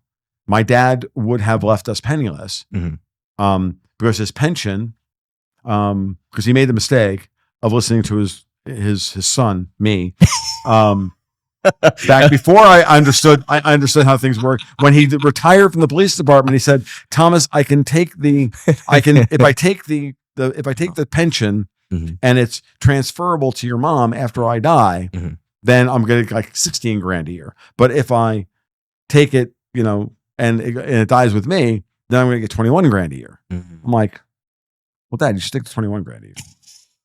How dumb was I? If I had taken one look at my dad and understood that he didn't have half the teeth in his head and he had a big fucking belly because he was type 2 diabetic, just like the rest of his family, I've been like, no, Dad, you're not going to make it past 65. If I understood that cops live shorter lives than everybody else. But men live shorter lives than women too. Well, yeah, but my dad dies with a widowmaker at 65. Oh, fuck. So how long did he live after that? 10 years. Fuck, man, that's sad. So then my mom, that income went away. My mom had to go back to work. The good thing, the only good news to that story is that her parents finally died, and all of their wealth, whatever they had, rolled up to her. That's because good news. It's the only good news. That's good news. Because my mother would have been living on her Social Security check with my dysfunctional sister up in Newburgh. Yeah, I got you. In 1992, like they would have had nothing. I was just born. So I'm telling you, I'm telling you this. I'm telling you that story to tell you that we went through a major inflation like that during the 1970s. We've already gone through that. Well, that's when I read Larry's book, he was basically showing me all the different inflations in the money printing, and it just gets bigger and bigger and bigger and bigger. But here's the thing I want to give. I think before you ask your first question, okay, and we finally end this. I have one more thought on this topic though. My one. Let me just get. Go ahead. My one final thought is that I spoke with Dominic Frisby, and we looked at we did a book series on his book Daylight Robbery, which talks about the history of taxation. And one thing he brought up was he looked at the price of housing for when we went under a gold standard for 1,000 years, and on average the price of a house went up like 0.5% or 0.8 or 0.28%. Right, it went up every year because it's a hard asset, but it went up a very minute amount. And then the second when you get to a fiat standard, the average house for price goes up between 8 and 12% a year. Yeah, it's crazy, which is unsustainable. And part of the reason is people are storing value in houses because it's become a monetized asset because we no longer have money. People have no means of saving. So property and housing, which causes massive dysfunctional effects downstream, like we talked about with people not being able to start families. And the situation, I mean, it kind of, even with all that inflation that occurred previously, what you described with your dad, damn, everybody in my generation could have a fucking house right now if they made $450,000 a year, right? Right. And because that's the median price of a house. So now here's the real fun part for you, which is that that's why we have to get rid of property taxes. I agree. And there's two reasons for this. There's two big. Well, it's an unrealized gain tax. There's all those philosophical arguments and everything else. There's this one. Ready? I built my own house. I didn't tell you. This is the other story, part of the story. When I glossed over my entire history, which is that I went crazy in 2003 when I was making the same amount of money my dad made when he was retiring from the police department in 1982 after 24 years on the job. That's what I was making as a chemist 5 at the University of Florida. I was making 34 grand a year, running a laboratory over at IFAS. And the goal was for us to start a family. And for my wife to stay home and homeschool the kids. We had to live on 34 grand a year. So I had to figure out a way to get a house. I had about $35,000 or $40,000 worth of equity in my house that I currently had simply because of inflation, because of the housing thing that was happening, and which I couldn't really tap. I tapped it a little bit, and then I had to go out and build a house myself because I couldn't afford to have somebody else build it for me. So we went out and we designed a house and bought a piece of property and designed it and built it, and I wanted to have land, and we did the whole thing and did the whole prepper thing, and we spent 7 months building a house. Wow. So, or 9 months, really 9 months. And then I built outbuildings and other modules and blah, blah, blah, blah, all that stuff.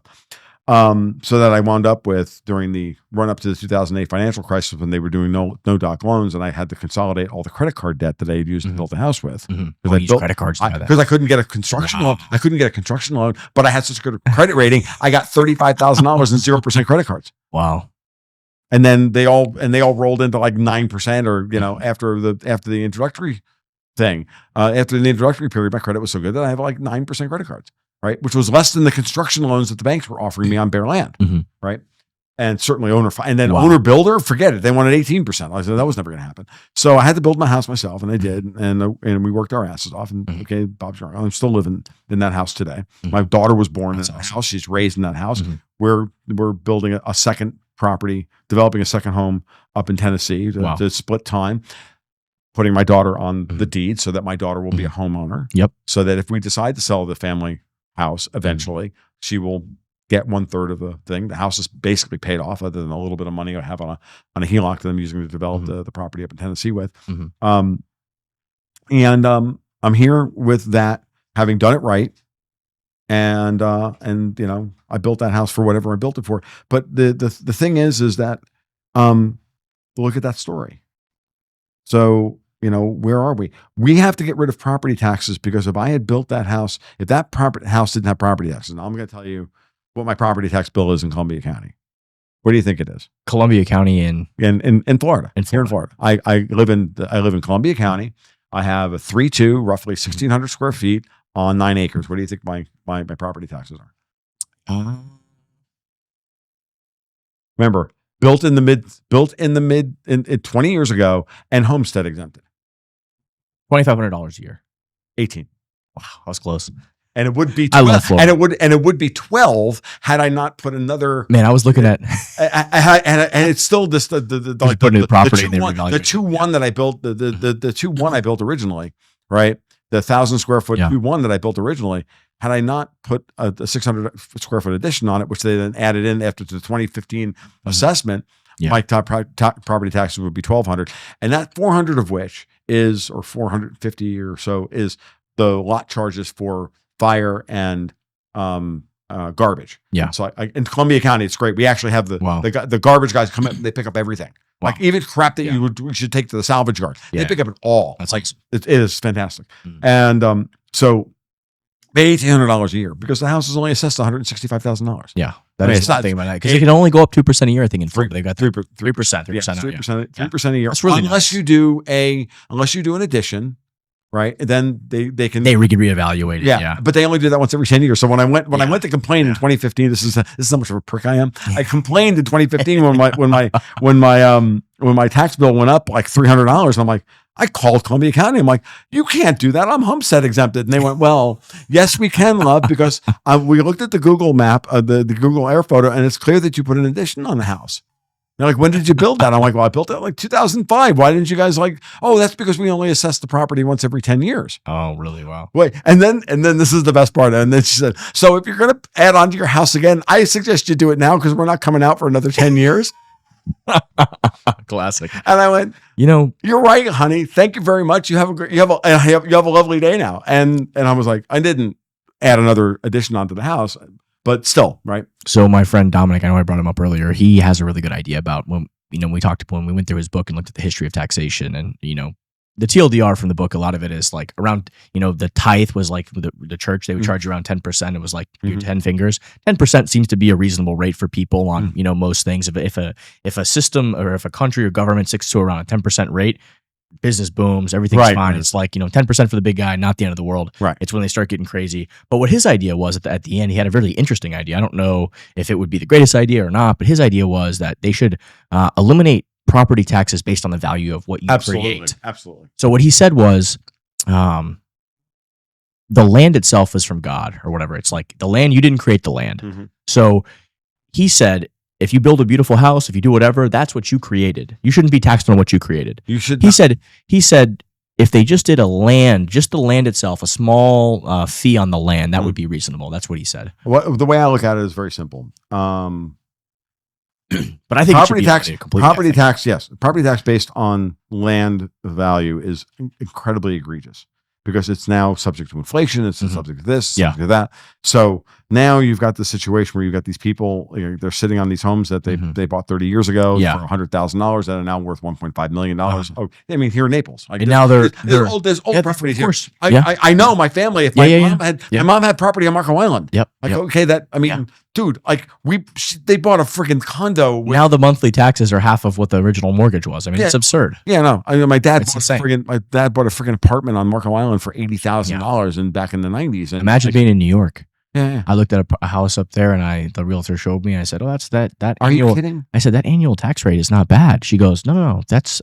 I'm like, "That's kind of reasonable. It's close to Florida." She goes, "That's your monthly tax." Yeah. I started laughing. I said, "That's funny." Just wait. My mother's brother bought a brownstone. I couldn't believe it. An old brownstone on Atlantic Avenue, or just off Atlantic Avenue in Brooklyn, before Brooklyn was gentrified back in the 80s. He and my grandfather rebuilt that place. My grandfather was a master bricklayer and a builder. They gutted this 3-story freaking classic brownstone. And he and my uncle's gay. He and his partner I don't think they paid $200,000 for the place. You know what that place is worth today? $5 million. Oh, easy. Wow, easy. And that's not been in the price. No. So are they getting destroyed by the taxes? I mean, they're not part of. It's not part of the family anymore. My cousin, the reason that my mother's brother did not get any part of the estate when my grandparents died was because, of course, he died of AIDS back in the 80s. Okay, gotcha. It's sad. So that's a different. Yeah, no, that's a different thing. But neither here nor there. So my point is that if I didn't have property taxes, I'd have built my house out of fucking stone. I'd have built my house out of brick. I wouldn't have built my house I built my house out of pressure treated lumber because, I live in Florida. I'm not stupid. Yeah. And I built on 2x6s before that was necessary. And I built the whole friggin' place. It's termite proof and the whole the rest of it. And cypress board and batten on the outside. It's a gorgeous little thing. Well, for what it is, for, half this, for the half skilled asshole that I was who could barely drive a nail straight. I learned all of that stuff by building my own house. Did you? So you actually built it physically yourself? No, we did not. When I say I built my house, it's not like I hired a contractor. Oh, that's what I thought you meant. No. Me, my wife, my friend, my parent, we turned the whole thing into that is fucking honorary Amishman for 7 months building a house. Yes. Wow. Okay. You didn't tell me all that. That's what I meant. And my wife has a PhD in to you, man. That's awesome. The other thing I glossed over is that my wife has a PhD in redneck engineering because we raised goats for 12 years. Goats and guns, baby. That's right. So I can tell you the story about where that line comes from, and where that name comes from, because it's not mine. But I really fundamentally believe that we need to we should own our property such that we feel this is our castle that we can come home to. Yeah. We can do what we want, and there's no zoning laws, and there's no this, and there's no I agree with that, man. Fuck all of this, all that shit. If you don't really fucking own your property with all this shit. No, you don't. I refuse to be in a place with. I hate these fucking HOAs and all this bullshit. Yes. It's the worst. It's so. I don't even know how that's constitutional. It just seems absurd. How about this? You don't own your children because child services and child safety laws get between you and the parent, and so does mandatory schooling. Your children are not yours to defend. The state owns your children. If something can get between you and the thing you think you own, or the thing that you think you're responsible for. So government classically, in this case, especially with children, says, you have to take all the responsibility, but we have all the authority. That's tyrannical in a fundamental sense. And let's put all the cards on the table. We're living through, if you want to use the Strauss and Howe model, the fourth turning, whatever you want to call it, I don't care. This period of history where we're going to tear this old fucking rotten system to the ground. We are not the people, at least I am. I'm not. I'm built to tear this stuff down and to advise the direction that y'all want to go. Yeah. Either your generation. Well, I just got to or this, and I'm looking around and saying, who the fuck came up with half the shit that I interact with? I mean, I'm right. I still feel like I'm like 15, to be honest with you. Yeah, but well, we all do. now it's like now I'm fucking 30 years old, 30 something years old now. I'm like, what the fuck? I'm an adult now. My daughter's. I've got a teenager now. It's crazy. I'm like, I feel like a teenager. I have a 19-year-old daughter, so we were late getting started, and took us 2 years to get pregnant. Yeah. But I tell this to my daughter all the time. I said, our job now is to tear down the old system. Mm-hmm. It's my job to explain to you all the reasons why the old system is, for the two of us to have the conversation about what's evil about the old system, so that you can sit down and decide what the new system is going to look like and make very good choices. I will not be here to see them, most likely, because, if I live another 20 years, it'll be a fucking miracle. But even so, and if I am there to see it, Tom, how old are you? 57. 57. Okay, you got another 10 to 15 years. I've got at least 15 years left. If I can outlive my dad, if I can say we'll get you on the Brian Johnson plan. If I can say, I've been doing this podcast for a year now, and I think we get some views, but I don't have I need to actually focus on monetizing this thing and getting some sponsors or something. Yeah. So I'm going to do a free sponsorship for Blueprint, which is Brian Johnson's health company. I take it every day. It's like this guy's doing all these experiments on himself, and he's like fuck all this other stuff. I'm going to experiment on myself. Is this Brian Johnson ACDC? No, he's Brian Johnson, the guy who is he's like a Silicon Valley guy. Oh, okay. He's basically turned himself into a human. Fine. He's a test subject, so he's basically sourcing all these ingredients and all that stuff. That guy anyway. So he's the Brian Johnson from ACDC. That guy's a living. that guy is absolutely a poster child for clean living and loving life. Like that dude is going to live to 114, still singing Thunderstruck at the same man. And he's awesome. He's amazing. So this Brian Johnson's like a 55-year-old, but he looks like he's like a 30-year-old vampire now. Oh, nice. Because he's reversed aged himself, and he's so he's doing all these experiments. He's injecting himself with his son's blood and doing, monitoring his boners and how long is he going to stay hard. I stayed hard for 2 hours this morning. But he's basically he's scienced this whole thing. He's got this whole stack, and it's like this powder that you take in the morning. So this longevity powder. It's got all this shit in it, But he's researched it on himself, and he measures his blood. He measures his fertility. He measures literally everything. I mean, he's got a whole lab. He does cold plunges, all this shit. Right. But he's got red light therapy, cold plunges. Yeah, all the shit, man. He's got a whole stack. But he's got this whole stack. But I take every day. He's got this powder, this longevity powder, and he's got this. Got these essential vitamins, and then he's got an antioxidants little pill. It's just something kind of small, but it's easy. Just take it in the morning, and dude, honestly, man, I feel fucking better taking the shit. It's just to me, it's just really simple. If I want to live longer, do some freaking push-ups. Eat a goddamn steak and smoke fewer cigars. So that is true. When podcasts are this long and there's no ashtray and I can't smoke, well, this is a clean living day. That's the one decision I made correctly in my life. I never drank any alcohol, never did any drugs, never smoked anything. So that's I don't drink much anymore. I have a little bit of rye every once in a while. Just a little alcohol every once in a while isn't a bad thing because it'll clear out some of the worms and all the other things that I would say worms, but oh, you're funny, man. No, I mean seriously, it doesn't hurt. It doesn't hurt to actually. It's sometimes you have to stress your immune system to actually kick it in high gear. So a little bit of alcohol every once in a while, once a month, if you want to have for me, it would be a double rye. Yeah. Or you can do the caffeine thing 90 minutes after you get up in the morning, have yourself a cup of coffee. That stresses the liver because it has to be oxidized in the liver. So anything that's that will shock. I got bad genetics, man. I had a bad addiction in my family and my immediate family. So I just stayed away from all of them.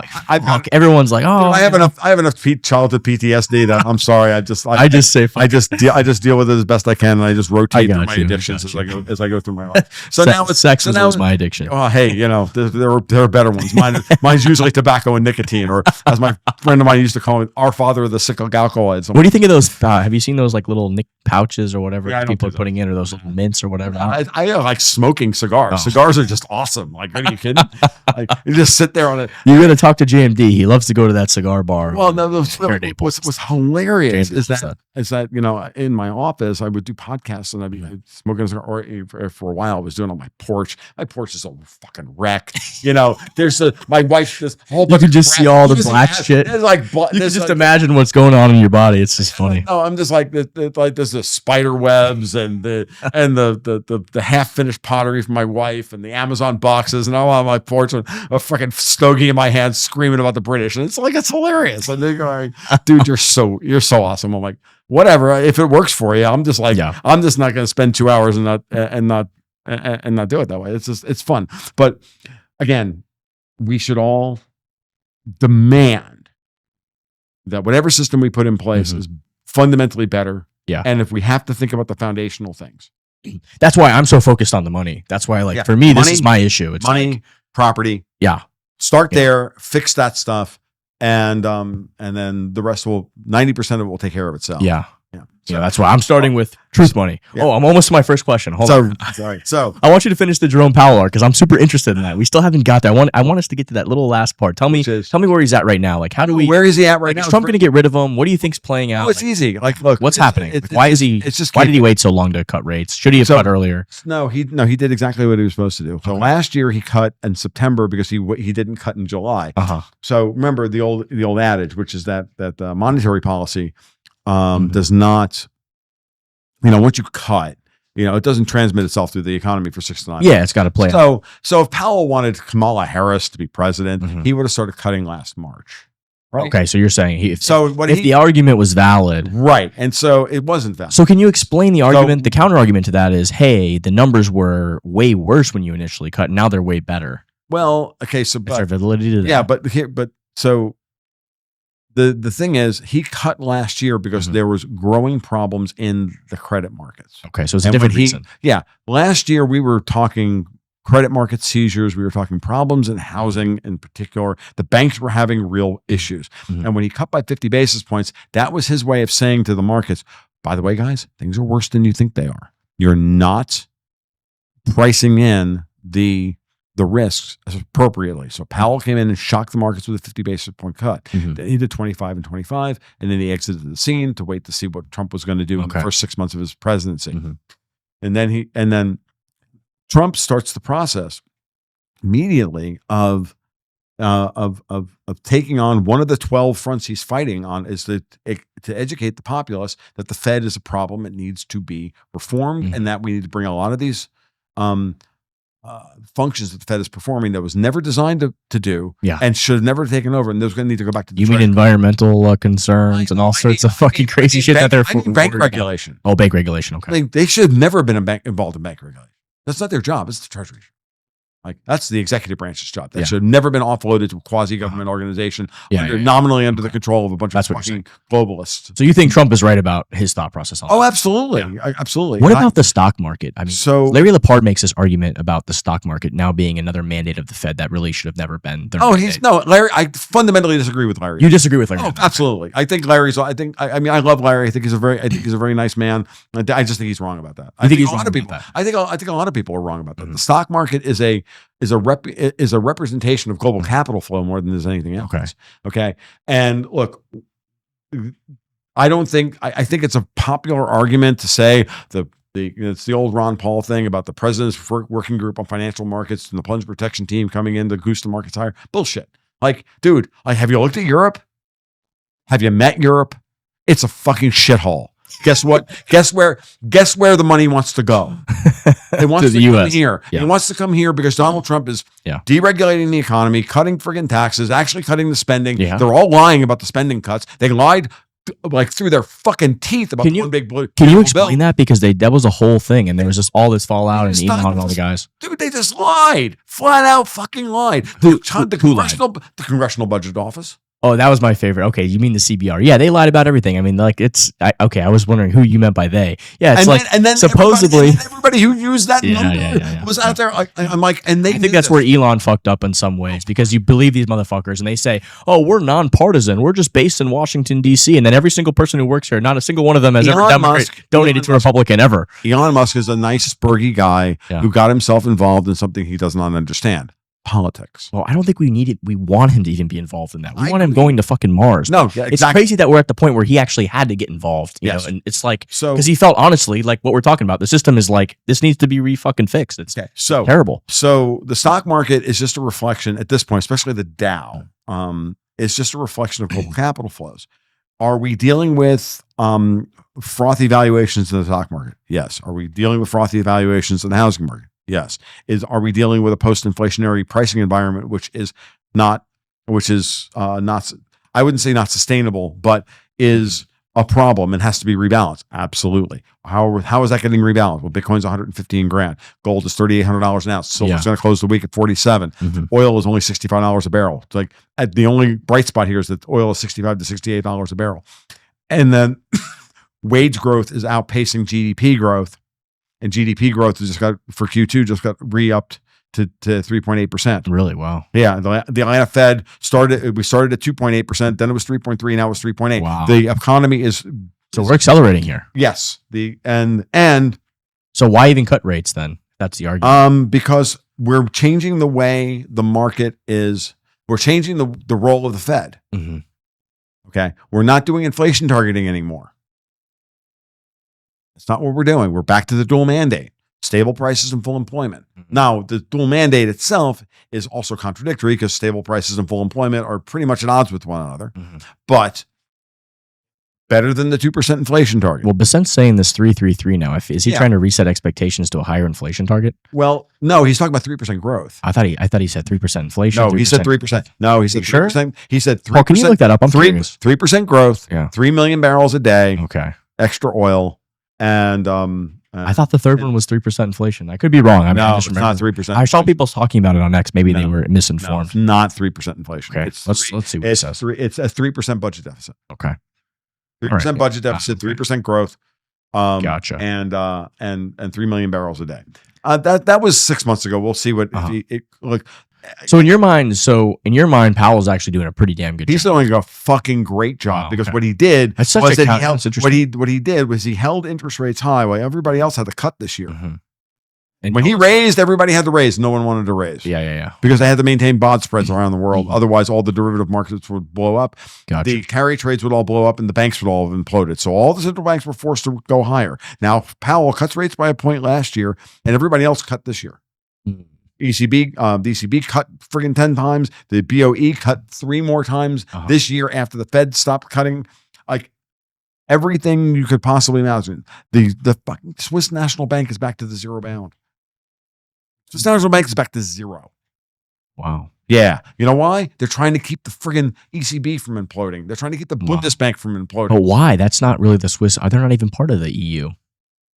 Just a very wise man once told me that the Swiss National Bank is a wholly owned subsidiary of the Bundesbank. Oh man, this is all this stuff is so confusing. So again, at the end of the day, Maddie, like this is not your. I don't mean to like pull out I'm such an expert in this. No, I'm not an expert. No, I know. I'm curious. That's why I'm picking your brain. That's why I want to come back to it. I'm like looking at this. I'm starting to get a little tired. My voice is going to go here in a couple minutes. So, we'll wrap it. I'll ask you my first point. What's important here is to understand is that Powell didn't have to cut rates at the beginning of the year.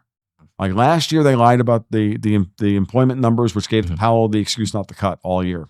Then so you think that was then they lied about they told the truth, and they're like, well, why haven't you cut yet? Well, okay. Do you see what Powell did? I mean, this is such a shit show. I can't.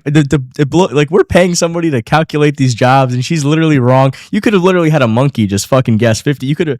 What I said was you could have guessed 50,000 jobs every single report, and you would have been more accurate than whatever the hell number she came up with. Right. So the end of the day, what Powell did was he sat there and he took the opprobrium and the slings from Trump because the goal was to tell everybody the Fed is a problem. And Powell doesn't care. He doesn't give a shit. Is Trump going to keep Powell? Have you heard? Powell's not going to go another term. He's not going to go. No, term. he doesn't. No. He's done. He said he's done. Yeah, he's done. Okay. He doesn't want a third term. He didn't want this. He only took okay, this is the interesting part about Jerome Powell. And I made this point. I think I was doing a podcast yesterday. I reminded somebody, I said, look, you have Donald Trump. Everybody talks about Donald Trump. He's 80 years old. He's a billionaire. He didn't have to do this. He's sacrificing his life for the country in order to save America from itself. And well, so Scott Bessent. Mm-hmm. He's a friggin' independent billionaire. He can go out and trade against. He can go out and trade against everybody in the world except Martin Armstrong and win. Yeah. Okay. That's a level headed to Marty. And then Jerome Powell made the point. Like, why did he want a second term? He's independently wealthy. He knew what Lael Brainerd was going to do. They were going to like destroy the country and institute MMT. It was going to be good for private equity. He could have gone out. He could have gone back into the private sector and made billions of dollars.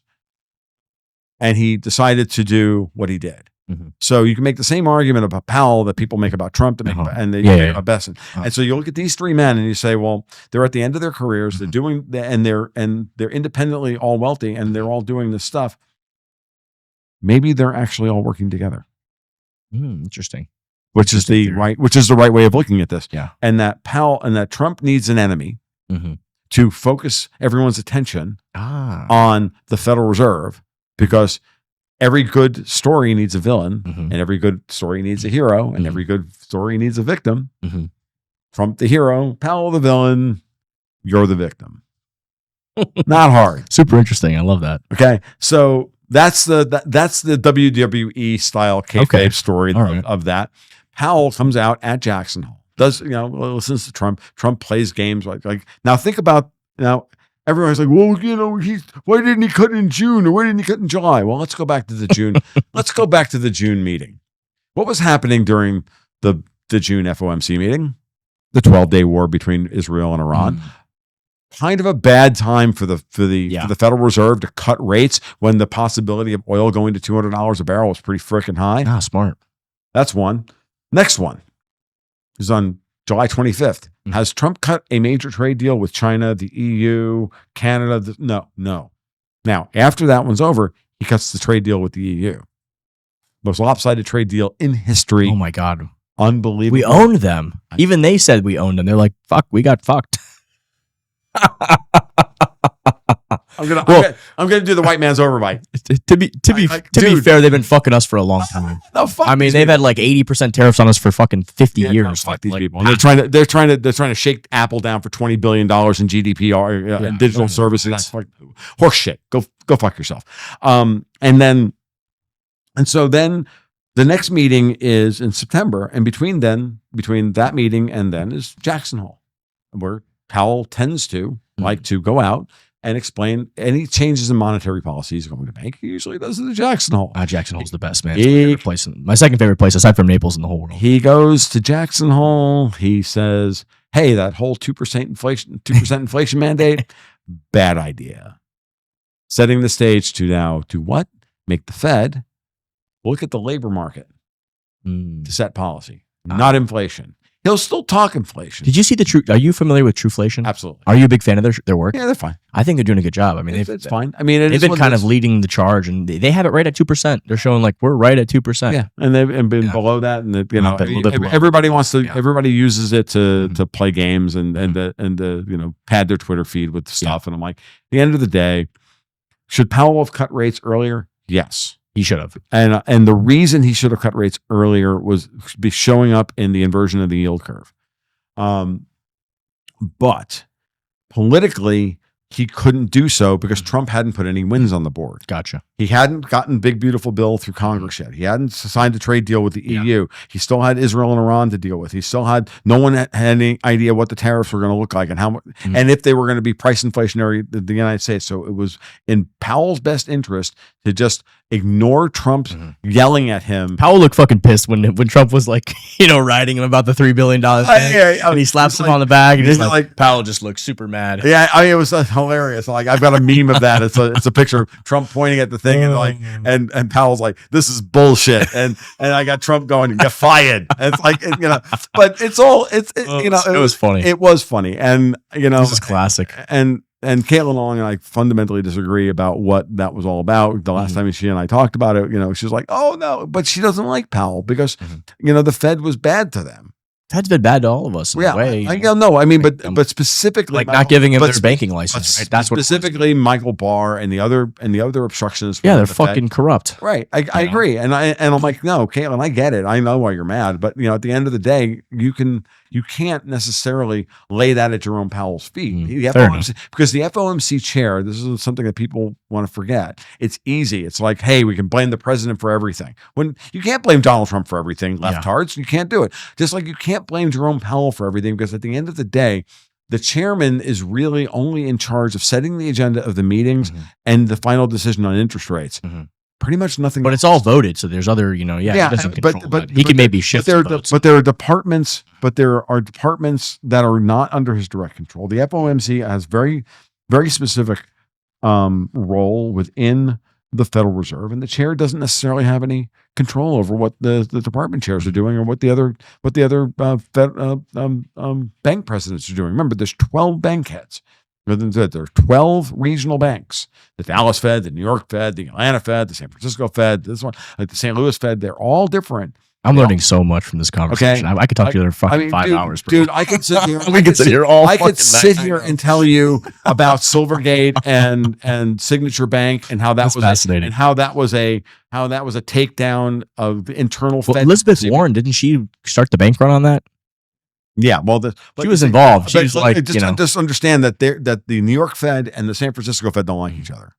Now, why? Well, because the San Francisco Fed represents California, communism, the military industrial complex in Silicon Valley, and the New York Fed, well, they represent everything else. Right. So, they represent Wall Street. Yeah. Right. So at the end of the day, the New York Fed is far more powerful than the San Francisco Fed, but there's a lot of internal, friction between the two. Remember, Janet Yellen comes out of the San Francisco Fed. She's a fucking commie. And then Mary Daly is in charge of the San Francisco Fed. Now she's just fucking bad. And, Yellen's husband is like a literal fucking communist. Like they call Yellen a labor economist. That's another way of saying a labor economist. That's another way of saying dirty commie. So yeah, just like this is where we are. Okay, so let's do the thing. So, but that's the story. I think that Powell will probably write out most of his term. You got to remember also that Trump wants to put harder money people, and I think he wants to go off the board. With his Fed chair. He wants to get rid of Lisa Cook to get another vacancy on the FOMC so he can remake the board. Is there teeth there to that? All those complaints they have on her? I've heard so many. I was talking to, I want to say, who was it? Was it George Selgin? Okay. He was saying that, they didn't really have a case against her. And I don't really know. I don't either. I don't really care. It doesn't matter. Just get rid of her. Like dude, the woman's not even a fucking economist. She hasn't written one goddamn paper in her entire life. She doesn't have a degree. You're saying she's literally the worst example of a DEI hire and she's I guess she did write on the thing that it was her primary residence or something. And 3 times. I don't. Yeah. Whatever. I don't give a shit. Like it doesn't matter. Fire her for cause. Fire her because she's incompetent. Fire her because it doesn't freaking matter. It doesn't matter. She's going to go to the Supreme Court. The Supreme Court's going to say that Donald Trump can fire her because it's for cause. That's all that matters. Everything else is irrelevant because that will help continue to set the precedent, to reset the precedent. Thank you. In settled law in the modern era, that the Article 2 powers of the president actually exist. Yeah, it's unbelievable what's happening with this managerial state that you've mentioned. And so I have seen some of the stuff you said about that. I mean, that is so true. I mean, it's like it's out of control, man. So when you put it all together that way, this fall, Trump has to get one, if not two pieces of the Federal Reserve through an obstructionist Congress that hates him, especially the Senate. That's threatening to shut the government down over not giving $1 trillion in illegal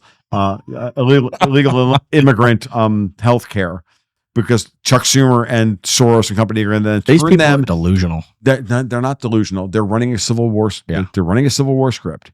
Okay, they're going to radicalize the government workers that they lay off because they know full well that Russ Vought is going to fire these people over at OMB. I've been saying for months that Russ Vought over at OMB is the most important cabinet member there is because he's the guy who already knew before they even took office where the $1.3 trillion in cuts can come from, and we'd never even noticed the difference. Wow. And so I've been listening. Was he one of Elon's guys, or was he? No, he wasn't. Okay. No, not at all. Yeah. Not at all. This guy, I know people within that department, very high up within that department. That's the department that I've been getting good information from directly. Yes. So if they shut down, so explain to me, why can't they just fire these people now?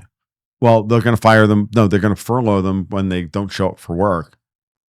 And once the government is shut down, they can fire them. Yeah. They can just say reduction in force in order to, under the emergency mandate of there's no funding for the government. Now they can go with a reduction in force and they can make it permanent. Wow. Not you're on layoff. And then will they get sued later and have to deal with all the bullshit? No, because they've already set the legal precedents for the year. I've been saying for a long time now that a lot of Supreme Court cases have to wind through the system before you can start putting people in jail. And get all this stuff done. So the two things that have to happen this fall for Trump to go off the board and do things against standard policy within the Fed and get a Fed chair that he really wants, and to get a replacement for Lisa Cook. That's going to require some work given this Congress. Right? Yeah. So he can't go too far off the board and not have, 5 Republicans say no. And then he's fucked. He can't lose any battles with these people. He has to win every single battle. Because if he loses one battle, then it'll start to snowball. So he has to win them all. Yep. And he has to win them in order and in order of operations based on, sometimes he has to go through the courts to get the win. Sometimes he has to go through, he has to put leverage on them. Sometimes he has to use the Epstein files or whatever he's got on the table to get this shit done. Did you see that leak recently about the guy who was being interviewed in the airport? Yeah. I think it was what's the guy, the Veritas guy? I always forget his block on his name. He's really good, man. He always O'Keefe, man, James O'Keefe. He always gets these fucking people, man. He is so good. He always gets them to just fucking. Well, that's because he's not stupid. He just goes after the gay guys who can't control themselves. Well, he uses that girl too. That girl's good. She's like, she acts all ditzy, and she's like, oh, she's like, well, tell me about Epstein. So she gets this DOJ guy in the airport, and he just like spills the beans about Epstein stuff. Gotta love it because watch it if you haven't, because he thinks he's gonna get laid. Yeah. At the end of the day, he's a man. Well, he's not wrong. He's basically like, look, he's an asset, and it was what it was, and he gets the reason that he got out is because these girls, these 14, 15-year-old girls, whatever that were doing them, that were the massage therapists, or whatever. He fucking they come from poor families and just fucking throws $1 million at him, and they fucking all of a sudden it disappears. Yep. All right. Ask your first question, Matty. All right. Get out of here. It brings me to my fucking very first question, which was the tweet you posted that said right on schedule. What are we right on schedule for? Which kind of ties in what we just talked about. What was it in response? James Comey. Oh, James Comey. Right on schedule. That was easy. Comey was lied to Congress nearly 5 years ago, and the statute of limitations was going to run out on Tuesday. Okay. So right on schedule means that Donald Trump, I think I mentioned it earlier in the podcast, he is in control of the news cycle.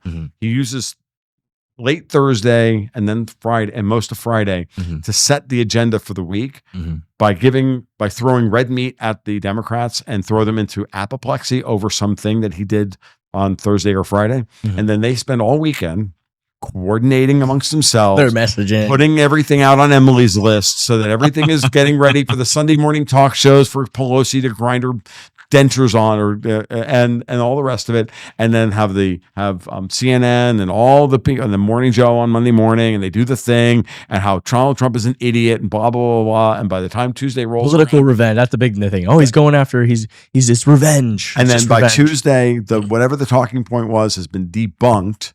Because they know exactly what talking points they're going to put together because they're so unbelievably predictable because every day is opposite day in Trump's new America. Yeah. So whatever Trump wants, you do the opposite of. So if Trump says Tylenol cures autism, oh man, or causes autism, then we all need to need to overdose on Tylenol. Have you seen all the Tylenol posts people are retweeting where they say we do not recommend this for straight from Tylenol? And then people are just retweeting my wife it. Didn't take a goddamn Tylenol during the entire pregnancy with my daughter. Yes, and anybody who's knows this, but can't get between Up is down and down is up and left is right. And every day is opposite day in Trump's new America. It's hilarious. And it makes me, classic. it really does make me, but it's also very sad. And because it shouldn't be, no one should be that gaslit. And that's why I brought up the thing earlier about hero, victim, villain, which is, these women cannot see Donald Trump as anything other than a villain. They can't bring themselves to see him in any other way. They're in fight or flight response all the time. Well, it's just that emotional manipulation. Yeah. Women are just, they're more emotional than men, right? I mean, it's just a fact. Yeah. It's just biology. Right? But we've denied biology. So who the fascist? You fascist. Yeah. So seriously, dude, like what the fuck?